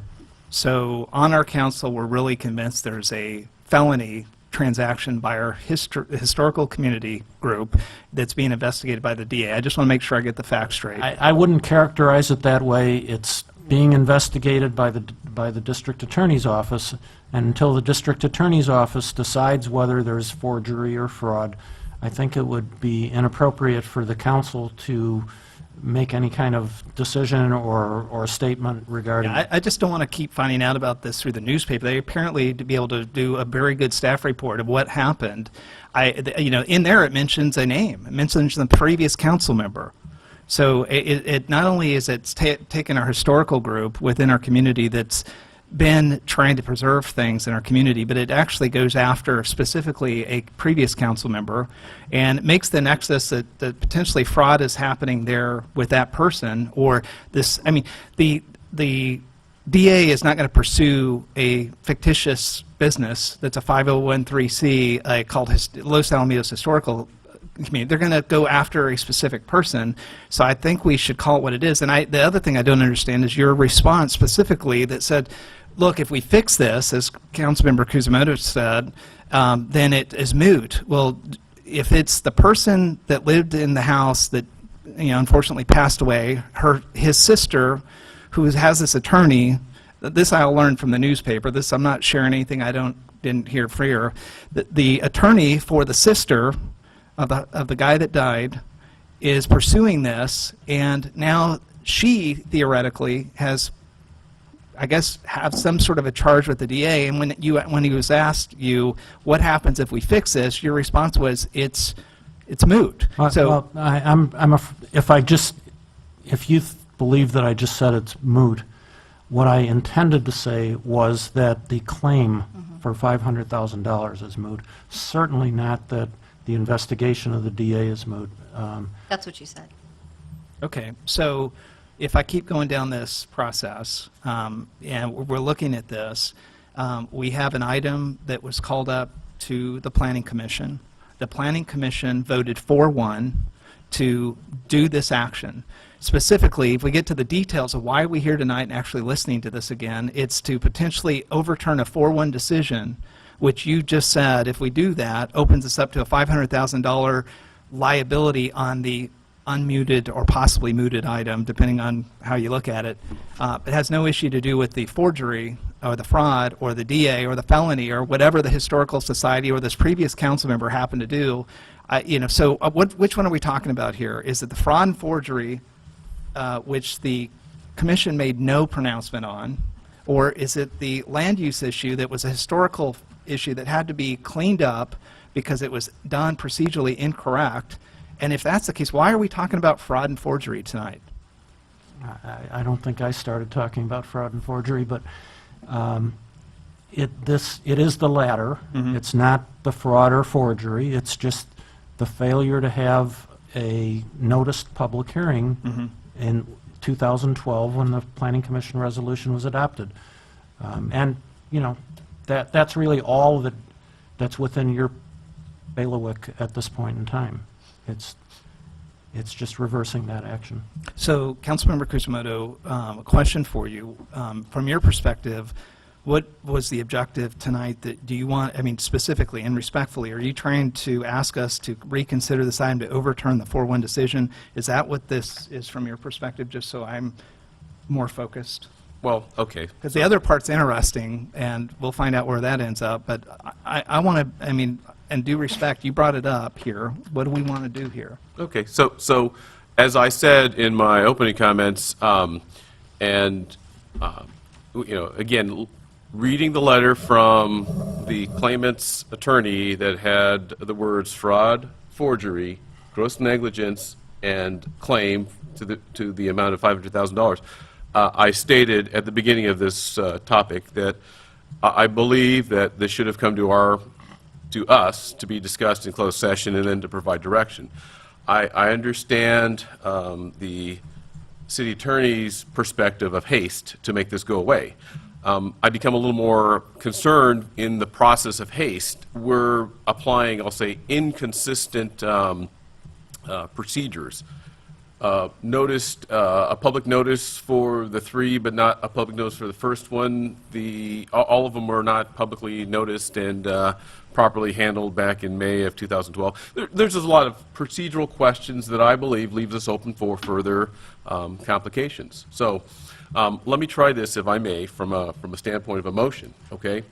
I will make the motion that we do nothing with respect to the Planning Commission's decision to overturn this local landmark designation on this one particular property, and that their decision will stand. And that will be my motion. The other portions of it that what I'd like to address, we're not talking about tonight. I believe that's being handled in a way that I think makes it more, I'll say, ironclad. So with that, that's my motion. Okay, so Mayor, since I was in the middle of my process, so if that's the motion, then we really doesn't appear that there was a need to call this up. I think it feels like we'd called it up to basically provide a character assassination to the organization of the museum or to specifically a previous council member. And I mean, so if there's no issue and now we're just going to ratify the 4-1, there's no more discussion or any more evidence to be able to be provided for consideration except we just got to reel somebody through the mud. I think that that was a waste of our time tonight, and I don't understand why we're doing this. And this is really frustrating, and this doesn't do anything to help our city. I mean, this is nothing about helping our city. This is about taken off on somebody for whatever reason, and there was nothing to really talk about tonight. So Mayor, that's all I have. It's just I'm pretty frustrated. Thank you. Richard, do you have anything to add? I second Mr. Kusamoto's motion. Okay, and then just if I may, so I can clarify for you, Troy, where I was going. Stephen, do you have the list of the restrictions that are put on the homes when they're added to the historical? Not with me, no, but loosely it's a conditional use permit process and a director review for exterior improvements. Okay, so there are limitations that are pretty stringent. I read in past agendas that there are several hoops that these owners would have to jump through in order to be able to change their house or to enlarge it. It has to stay within that same historical look, correct? It doesn't say that. It says that it would be subject to review. Right, but there's Doesn't- certain things that they could and could not do because it did not fall within that historical look. Is that not correct? Yeah, their homes would be encumbered with controls over land use, yes. Okay. And why I mention this is because the letter that I spoke of earlier from one of the residents over on Chestnut says, in the last paragraph, do you think for 1 minute that I would sign something on my house that would take away my rights as a property owner as a citizen? I think that my point is tonight is to make everyone aware that we're accepting responsibility for this. I think that your idea of it's a character assassination is incorrect, because what I'm trying to do is say, listen, procedurally, we messed up. We didn't verify the signatures ourselves, which we should have done. I mean, I think that would have been a standard operating procedure. That put us at risk. We're owning that. These people didn't understand what they were signing up for. That is our fault. We should have played a larger role in this. As far as the council member, no one's mentioned their name, and no one's specifically trying to hurt them. But there are some concerns with regards to these properties, because some of these properties could potentially abut that person's property. And when you have non-conforming size lots, and the potential for these properties to be bought at less, and then having that historical part overturned so that those lots can be developed, there is a concern within the community that this was not done as innocently as it looks. I'm not casting that aspersion. I am saying that it is our job to own what we did incorrectly and to stand up here before our community and say, yes, we did, we messed up.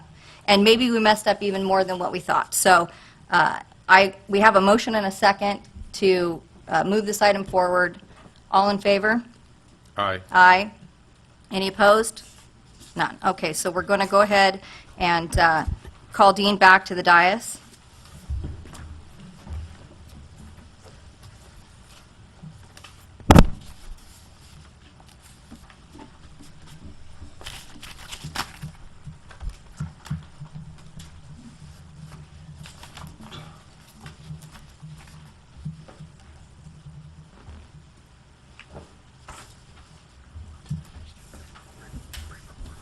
Welcome back.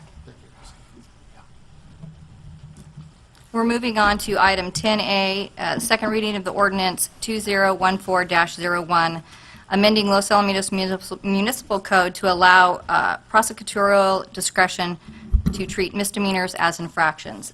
Could we have a staff report and explain what happened here, how there's not allowed to be a change? Yes, we'll have the city attorney do the staff report. Great, thank you. Thank you, Karen. Yes, Madam Mayor, members of the council. When I originally prepared this, I overlooked a provision in the city's charter that said that municipal fines are no more than $500. Glad to hear that. So a couple council members who were concerned about raising it from $500 to $1,000 and have no need to be concerned anymore. I have modified the ordinance just to remove the provisions that dealt with raising the fines from $500 to $1,000. It would take a charter amendment and a vote of the people to change it, and it's just not worth an election and all that to make that change.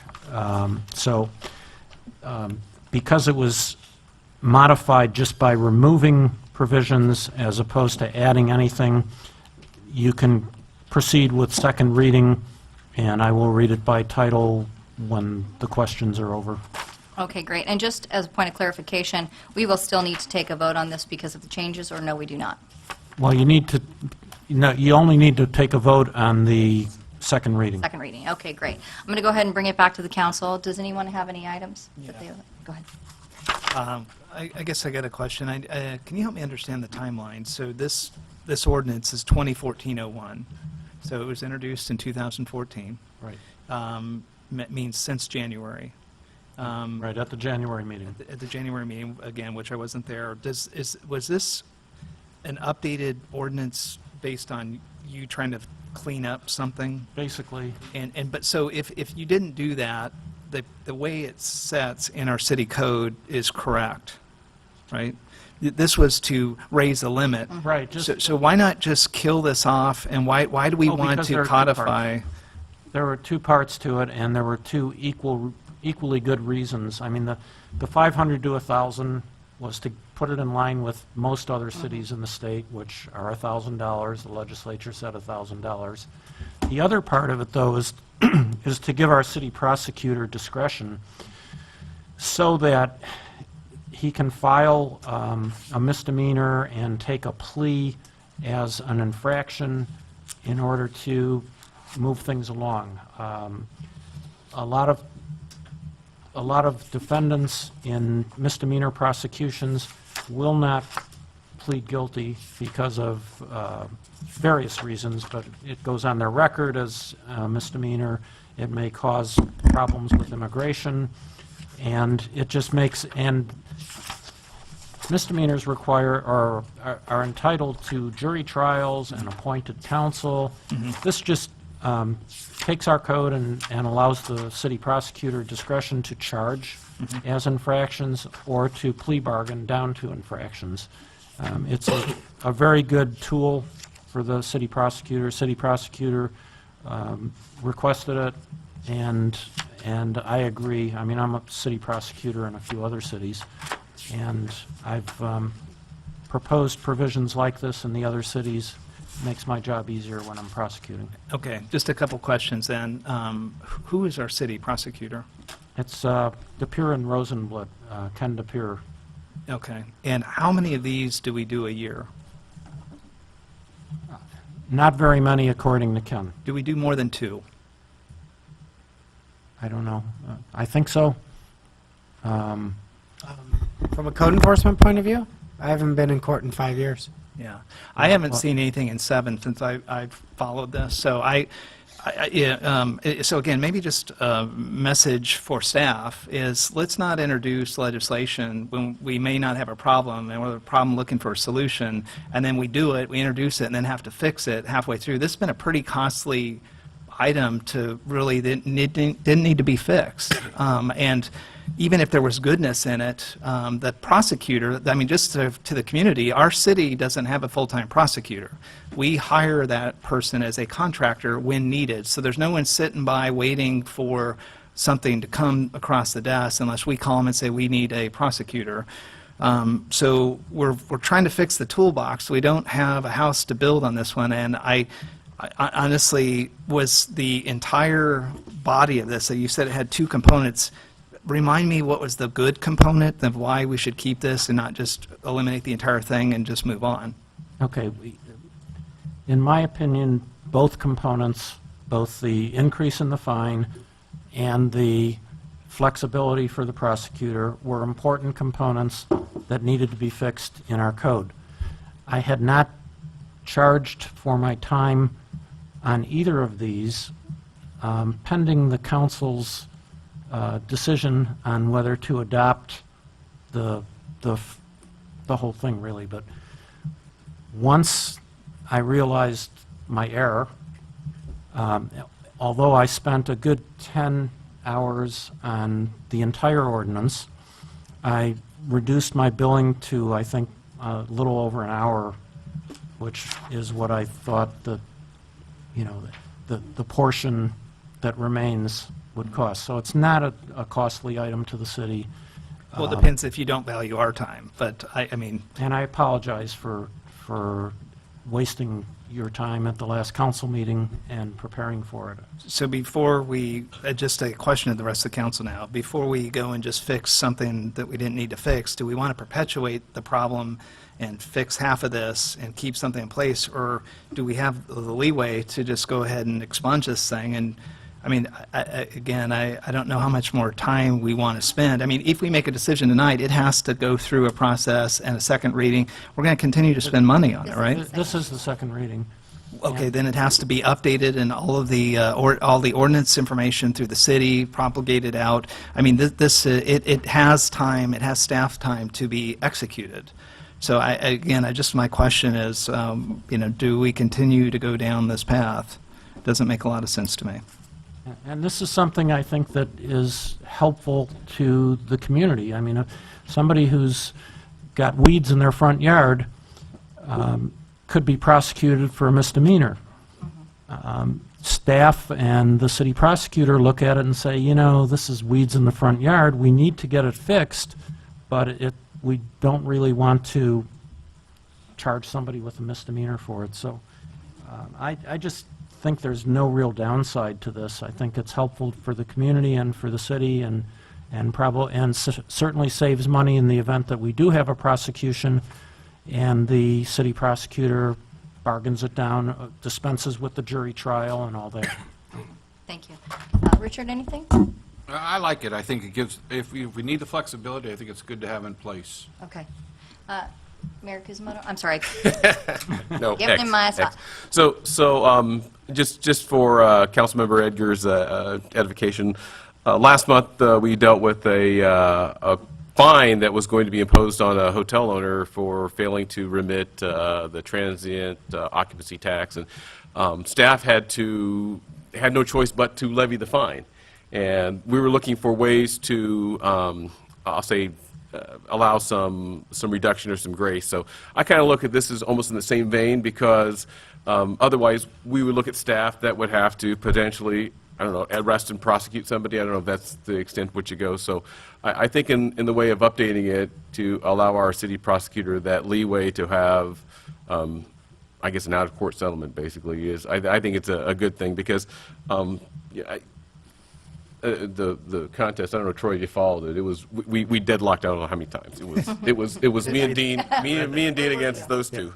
And again, it was one of those things, you know, look at staff, they had to do what they had to do, and we weren't really damaged in it. But in this case, I think it allows that graceful way of enforcing what we want, but then I don't think it removes the ability to go further if necessary. So with that, I'll be in favor of this one. Nothing? Yeah, I'd like to make a motion to try. I would make a motion to approve this recommendation and to ask the city attorney to not bill any cost for this item, and I would support it at that point. Do we have a second?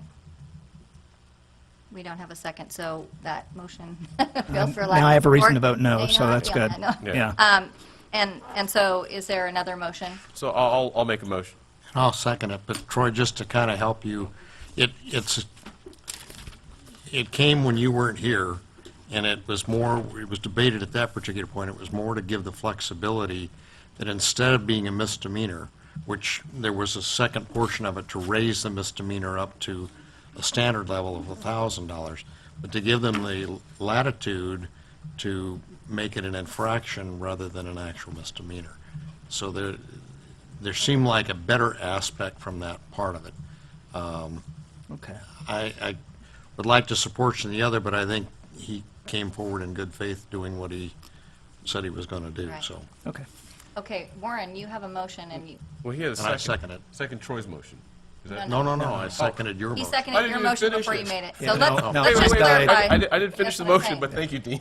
So I was going to move that we approve it, and with the stipulation that the city attorney had offered to, I guess, confine the billing to 1 hour. Is that? Well, I've already billed 1 hour. in my February bill, and 1 hour, it was so- an hour or so. I don't remember if it was an On the hour. order of an hour for this ordinance, so that would be my motion, kind of in the way that Troy wanted. The motion needs to be to adopt ordinance number 2014-01, an ordinance of the City Council of the City of Los Alamitos, California, amending various provisions of the Los Alamitos Municipal Code to provide for treatment of some misdemeanors as infractions.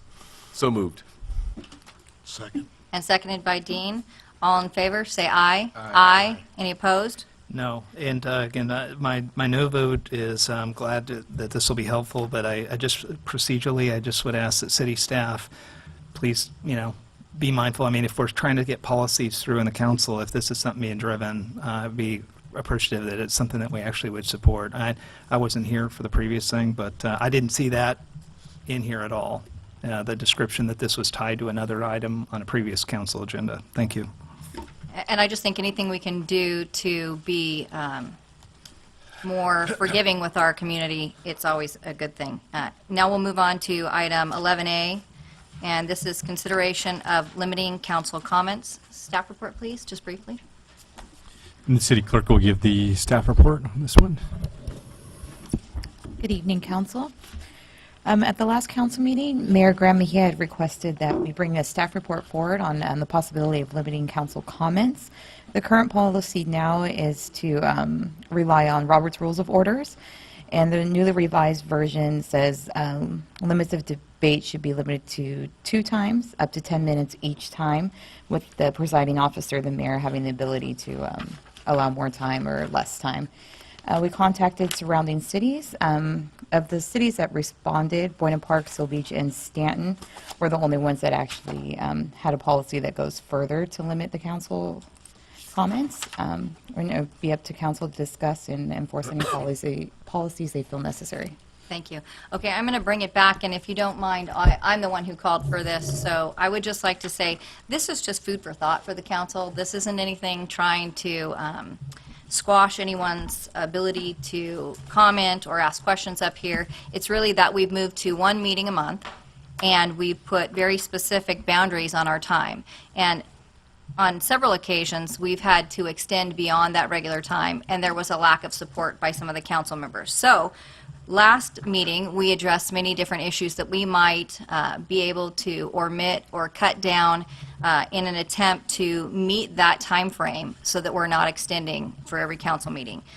Those didn't come to much of a success. There was a lot of debate, and unfortunately, we didn't get really anywhere with that.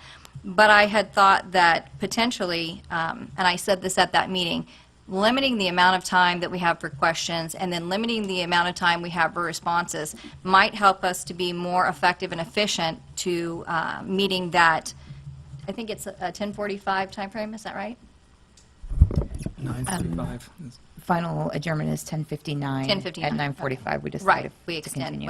whether we want to do that or not. So what this is just an item for consideration. I think that you can see that on page 2 of 2, I'm sorry, that's not correct, on page, well, it says 2 of 2 here, but where it says, talks about the surrounding cities, Stanton has something similar to what I had envisioned. Although they allow 5 minutes for each response, I think that we need to do the city's business in one meeting in a shorter amount of time. So my recommendation, if we were to consider this for the council, would be 3 minutes and 3 minutes. That would be 3 minutes to ask questions and 3 minutes for responses. So I'll go ahead and see if anyone on the council has anything that they'd like to add or any questions.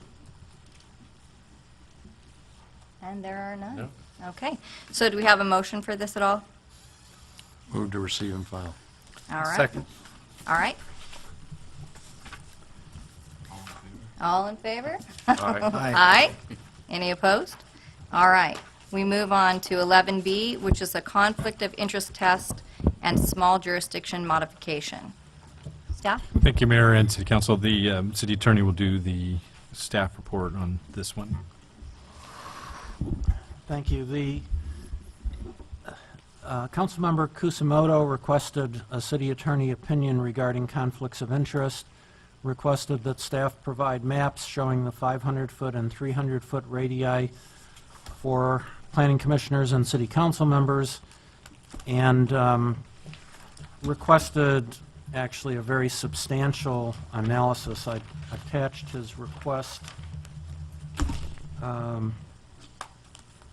Let's see.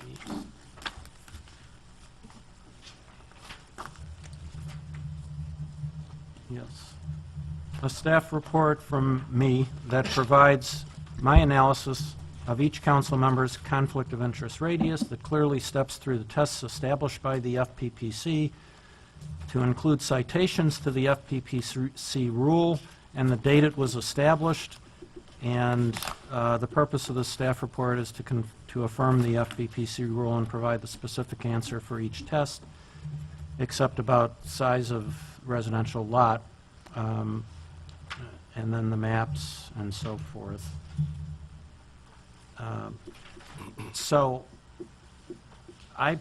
because it was just one council member requesting it and not the council as a whole, I did not want to spend a lot of time on this. So what I did was I provided a summary of the FPPC regulations dealing with these issues. And there's, first of all, there's an 8-step analysis. That 8-step analysis is described in the Attorney General's pamphlet, Conflicts of Interest, that's available on the internet, and I provided the citation to it. And then there's another really good source of ethics laws in California from the Institute for Local Government Institute of the California League of Cities, and I provided the link to their site. I noted that the 8-step analysis is under study by the FPPC and may be simplified down to 4 steps, but they're still working on that. This process, the 8-step analysis, is covered in the mandatory ethics classes that city council members and commissioners are required to attend every 2 years. And, you know, there's, like I say, plenty of source material on those issues. What's not covered very well in any of those sources is the exception, and it's called the public generally exception. If an action affects a council member or commissioner in the same manner as the public generally, then there's no conflict, or at least in spite of the conflict, they can still participate. Public generally is defined as 10% of the city or 10% of a district if the city has districts. However, there's an exception for small jurisdictions and a different rule. And that's what I explained in detail here, the small jurisdiction exception, and just briefly where a city is under 30,000 in population, which we are, if the official lives within the jurisdiction, which you're required to do, if the official has been an elected at-large, which you all are, if the official's property is more than 300 feet from the boundaries of the property that's subject of the governmental decision, and that's the key difference, or one of the key differences. Instead of a 500-foot radius, there's a 300-foot radius under this rule. And then the other two criteria are if the lot size is not more than a quarter acre and not larger than 125% of the median lot size in the city. The median lot size in Los Al is 7,840, so long as your property is under about 10,300, you still qualify under this.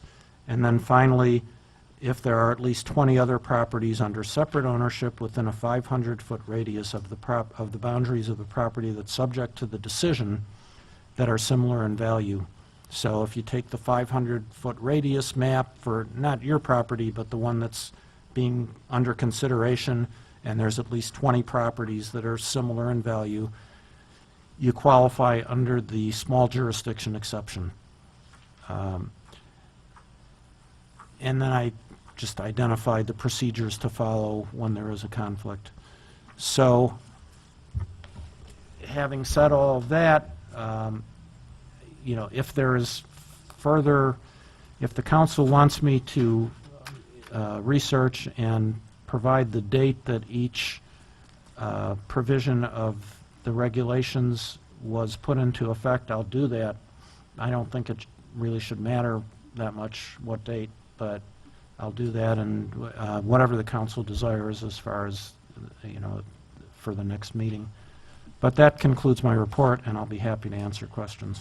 Okay, we'll go ahead and bring it back to the council. We'll start with Councilmember Kuzumoto. Thank you, Mayor, and thank you, City Attorney. So, kind of just to give some context to this whole matter, there was a closed session issue in which I recused myself from because my property happened to be within 500 feet of the property line of the matter under consideration by the council.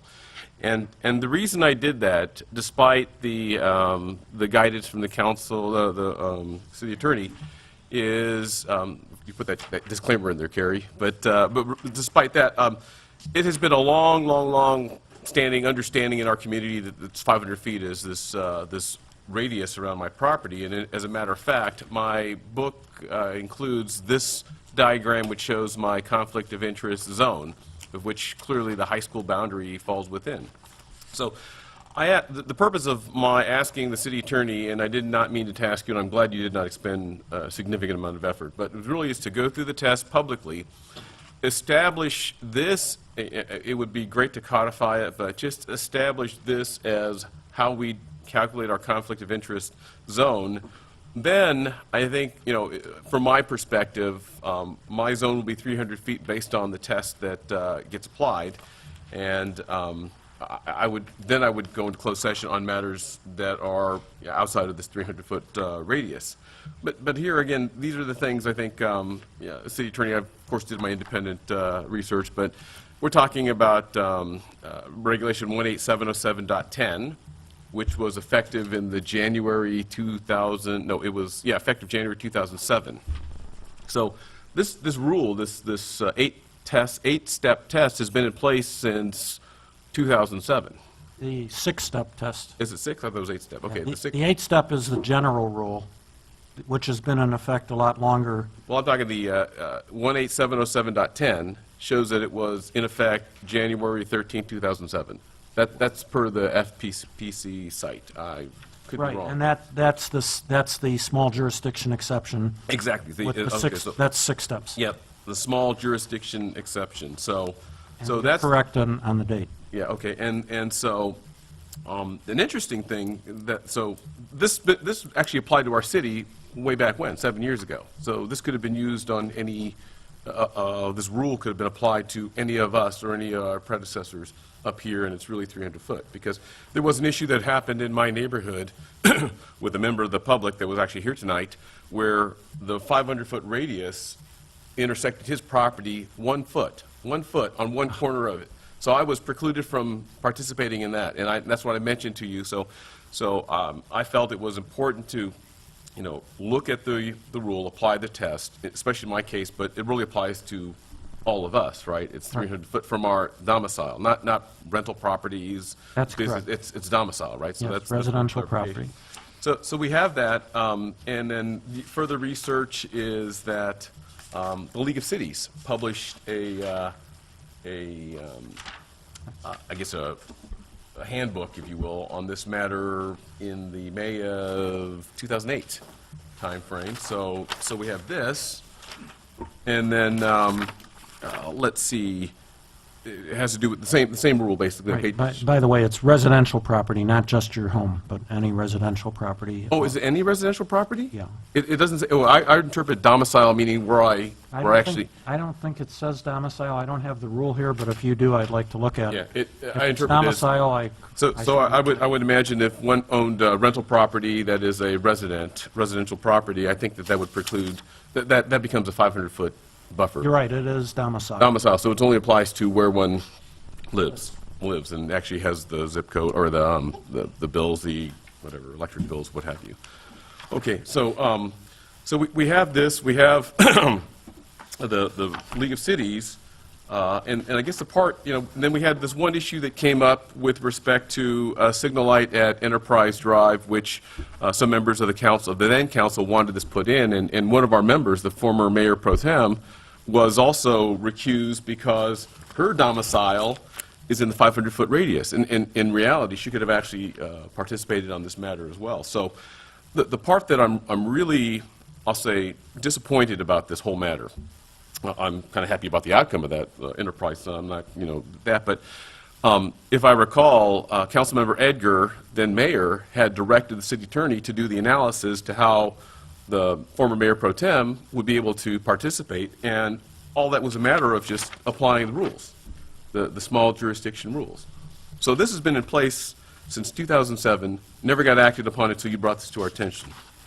And the other disappointing part is one of the editors and co-authors of this document from the League of Cities was, you know, the city attorney firm that we retained prior to your being here. So with that, I guess I'm just happy to participate in closed if we should receive and file, accept this as what we adopt. If not, the 500-foot rule is fine with me as well. But I do appreciate your analysis on this and bringing it forward to the council. Anyone else? Yeah, I got a question. So in the staff report, there's an email Yeah. in here, and just that kind of sets the parameters and the boundaries of kind of this. Can I ask questions regarding the email or any of the items? So in here, Warren, just so I'm clear, there's a kind of a correspondence between you and the city attorney on going through specifically around your ability to be involved with a specific project at the high school field. And the final question is, now that you know this, you can be a part of the discussion with the field based on this email. Are you going to participate in that? That's my question. Yeah, the answer is yes. Cool. If we receive file and Thank I'll you. say establish a 300-foot radius, I would definitely participate. Appreciate it. Thank you. All right, anyone else? Okay, I'd like to open up the public comment, open for public comment. Anyone wishing to speak on this item, please step forward. Seeing none, we'll close the public comment, and I'll entertain a motion. I'll move that we receive and file, this is the information, and, well, just receive and file. Second. Second from Mayor Pro Tem Murphy. All in favor? Aye. Aye. Any opposed? None. Motion passes. Receive and file. We move on to item, that's right, we'll see. 12.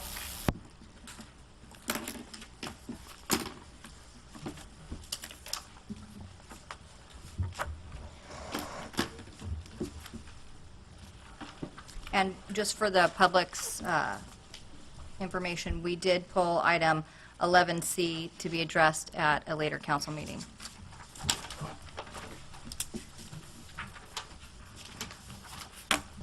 All right, we can move on to mayor and council-initiated business. Who'd like to go first? I can go first. All right, Councilmember Gross. The events and activities that I've participated in since our last council meeting are posted on my website, which is losal.net. I would like to report one other item, and that is that, again, one of our residents, longtime residents, that lives over in the Old Dutch area, Ed Bremmel, has been back in the hospital and is now out, but would appreciate us keeping him in our thoughts because he's having some difficult times with a variety of medical problems, and I know the chief drops by periodically and checks on him. The other one that we've been kind of keeping tabs on is Marv Jemsa, who's the husband of one of our prior council members, former mayor, and he still is at Alamitos West Hospital and is recovering from some medical issues earlier, eager to go home, but welcome for visitors and cards. And with that, I'll pass it on. Thank you. Who'd like to go next? I'll go ahead. So I attended the State of the County luncheon with Supervisor John Morlock. It was a good event. I was late and I had to leave early to get back to work. I also attended the Orange County Fire Authority Best and Bravest dinner that recognized a variety of firefighters and staff, and it was a very nice event and really big. But I want to say I think I'd requested if the city could do something to support the event, and we ended up taking out an ad in the flyer. So we were one of the only few cities to do that. Other cities would be buying tables and doing other in-kind donations, but to have us in there in the booklet was, I think, a very nice gesture. And the other thing that I attended was the LoSal Senior Club volunteer luncheon, and Troy missed that one, and you missed a good time because I know, I love that. because we got hugs all over the place. So, anyways, I went to that as well. But with that, I'll just go ahead and turn it back to you, Mayor. Thank you. Okay, yeah, a couple things. We heard earlier the youth center event Jerry and I went to on behalf of the council, and Jerry, that was great, and I think that being able to recognize the youth there and be inspiring, and you definitely had a lot of good stuff to say. Also, we got to deal blackjack at St. Isidore, and that was really fun. You know, it's all for a good cause to try and raise money to purchase St. Isidore, and I think all council members pretty much got behind the table. It wasn't specific to any one of us, but we were up there really harassing people while trying to raise money and beat them in blackjack, so that was fun. I went to the Chase Bank ribbon cutting earlier today, and I see Shelley Henderson in the back. I wanted to thank you for being the choreographer of the event. We just want to welcome Chase Bank to our community as a member of the chamber and active business member. We got banks in this community. Something again with Mayor is that she made a comment when we were up there providing a recommendation that I thought was very pertinent. Is she said the banks in this community are very dedicated to helping with the events. And you get to see Jerry in full motion, kind of strong-arming, saying you need to become and continue to be. They are a good one, a great community member and trying to help us. We're a small community, and we really like the business community because they help us support a lot of the events. So we look forward to continuing that relationship with Chase, and we want to welcome into their new facility. I wanted to report my actions on the Orange County Sanitation District. I wasn't at the meeting last month here.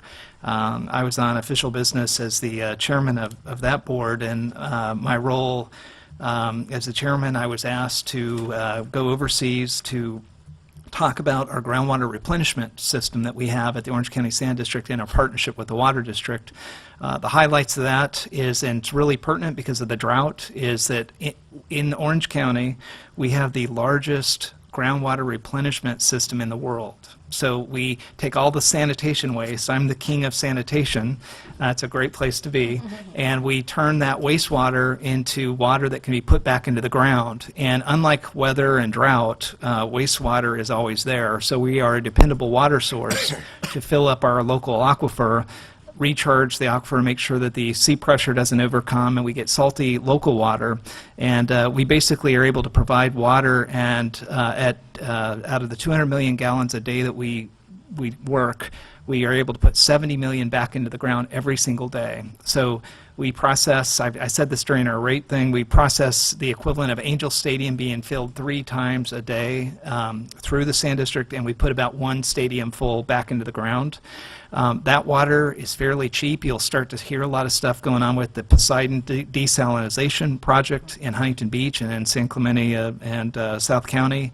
The water that we put back in the ground saves the taxpayers. It basically is a $200 an acre foot, and when we have to import from the Colorado River, that's $800, and when we have to go for desal, that's $1,400. So the Sand District, in partnership with the Water District, have one of the very unique relationships. We had a congressman over in the Middle East start talking about this project, Congressman Rohrabacher, how great it is, and the next thing you know, they came over, I gave him a tour as the chairman, and then they asked him, and as the government, they paid my trip, so it wasn't a taxpayer money, to go over and represent them and talk about our groundwater replenishment as the chairman of the board and on a policy level. And so I wanted to report that. I apologized to my council members, and I made everybody aware that I was not going to be here last month. The other thing that I want to announce for the Sand District is that we were just awarded the U.S. Water Prize for that project now, too. To be fair, previous council member and Mayor Ken Parker was on that board during some very controversial votes that got that project through. I'm the guy in the seat taking the victory lap, but a lot of the heavy lifting was done way before I was on that board. So I just want to say that Los Alamitos has had a very active role long before me in a great worldwide project that's now recognized on a global stage, and the National Geographic Society will recognize next April in D.C. our local groundwater replenishment system as one of the best in the world, and it's a big deal. And it helps us, too, to show that as a little city, we can make a big difference in some of these more regional boards, just like Councilmember Kuzmoto is on the Fire Authority.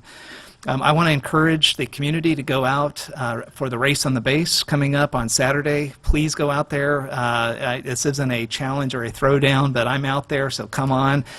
Chief and I keep going back and forth on whether, on the race there, and I'm not sure if you're in this year, but he's been training for the LA Marathon, so he's in the big league. But I just wanted to say, I just asked the community to come out. We want to be able to race. We've got a previous city manager out there who's actually giving me hand signals that it's on, so it is on. But I know our city attorney also is a part of that. So I just encourage the community, come out, be a part of the race on the base. It's going to be a great event. Lastly, Saturday coming up is the Americana Awards. Anybody interested can contact our city council or city manager and/or Cypress College, where they're going to be hosting the Americana Awards for our Citizen of the Year. And a very great event, and I'd encourage everybody to get out there. That's all I have, Mayor. Thank you. What's left? I know. Just say ditto and call it a day. I also attended St. Isidore's. It was great fun. I hope that it becomes an annual event. Was able to speak to Supervisor Morlock after the meeting, congratulate him on his work on pensions. It's a kind of esoteric subject that very few people understand, and he's fought a long battle on our behalf.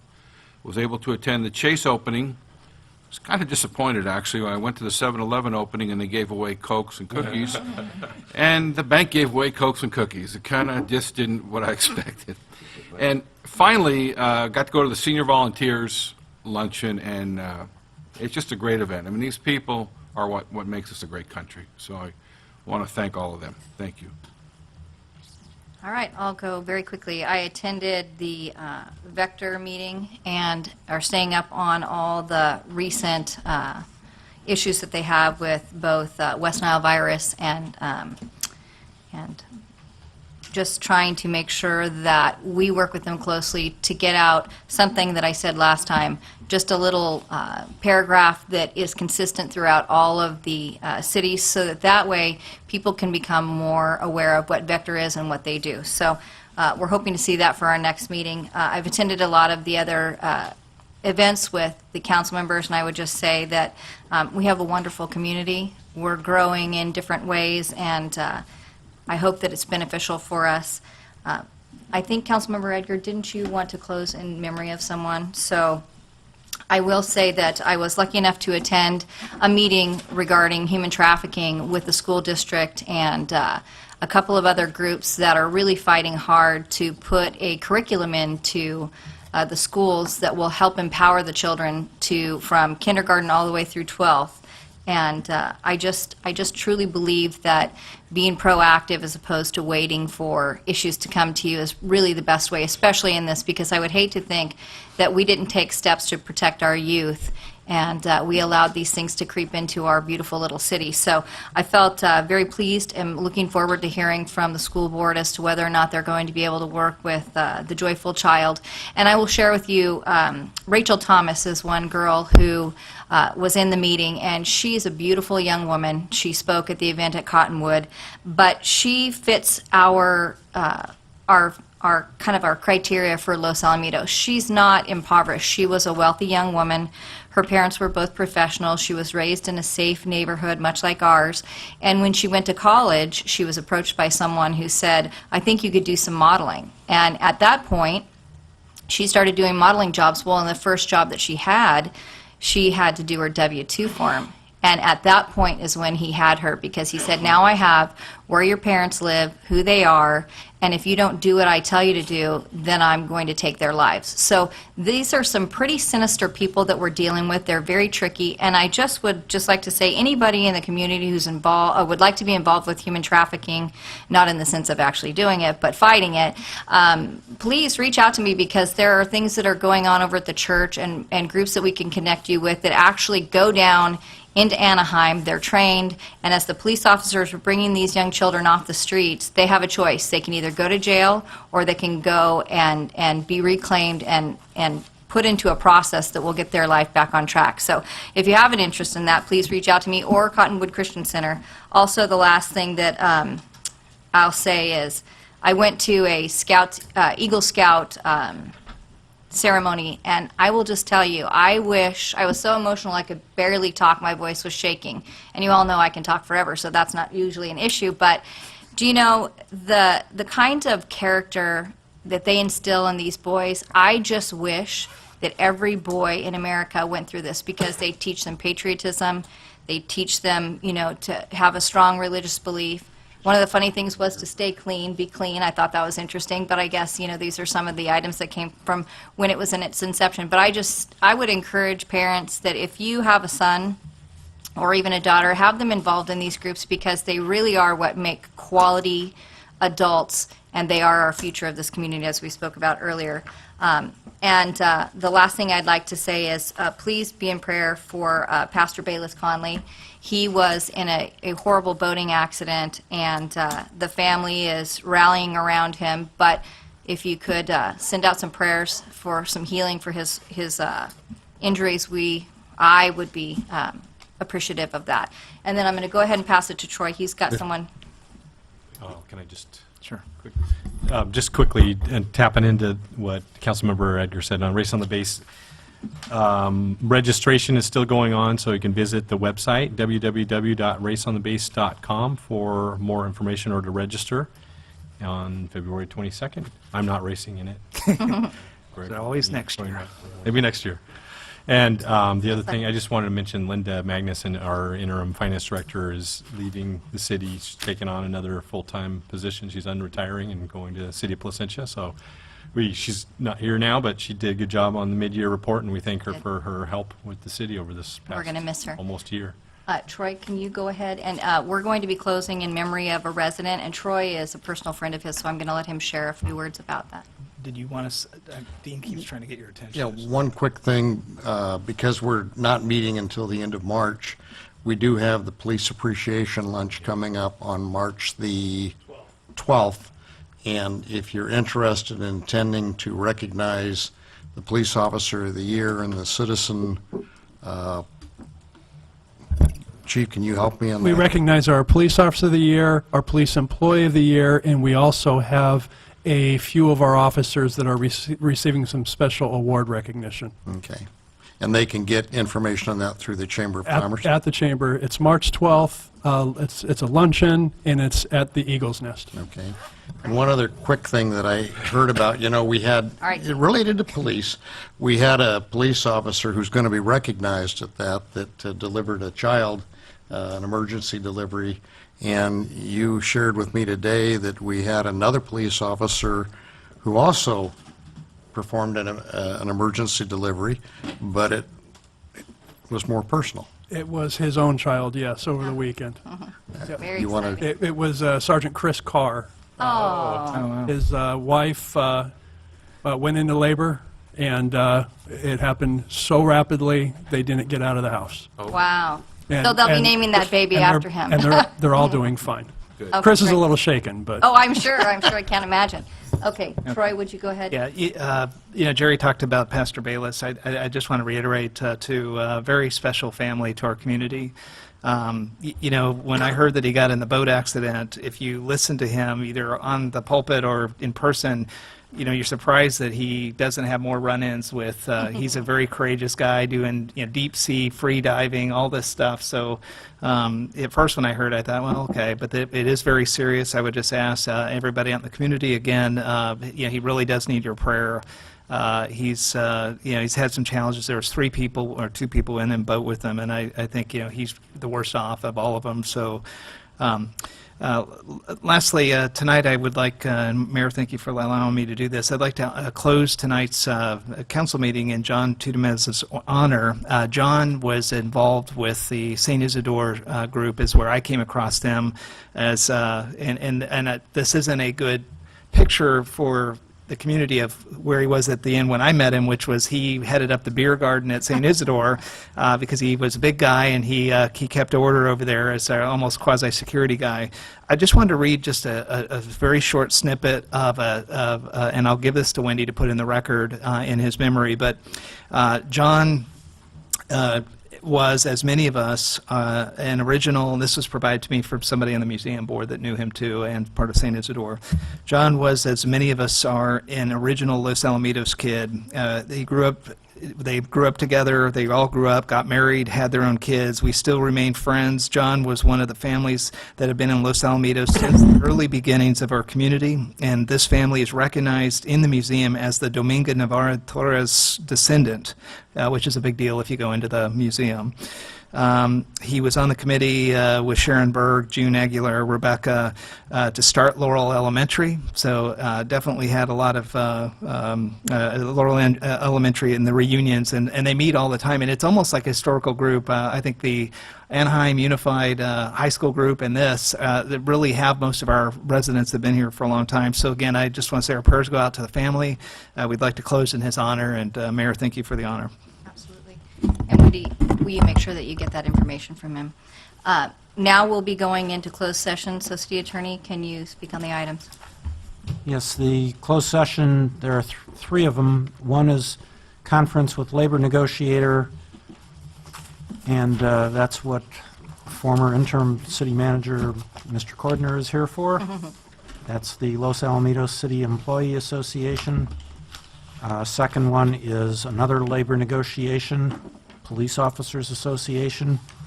And then we have significant exposure to litigation pursuant to subdivision C of section 54956.9 of the Government Code, 2 potential cases. All right, we'll go ahead and recess into closed session.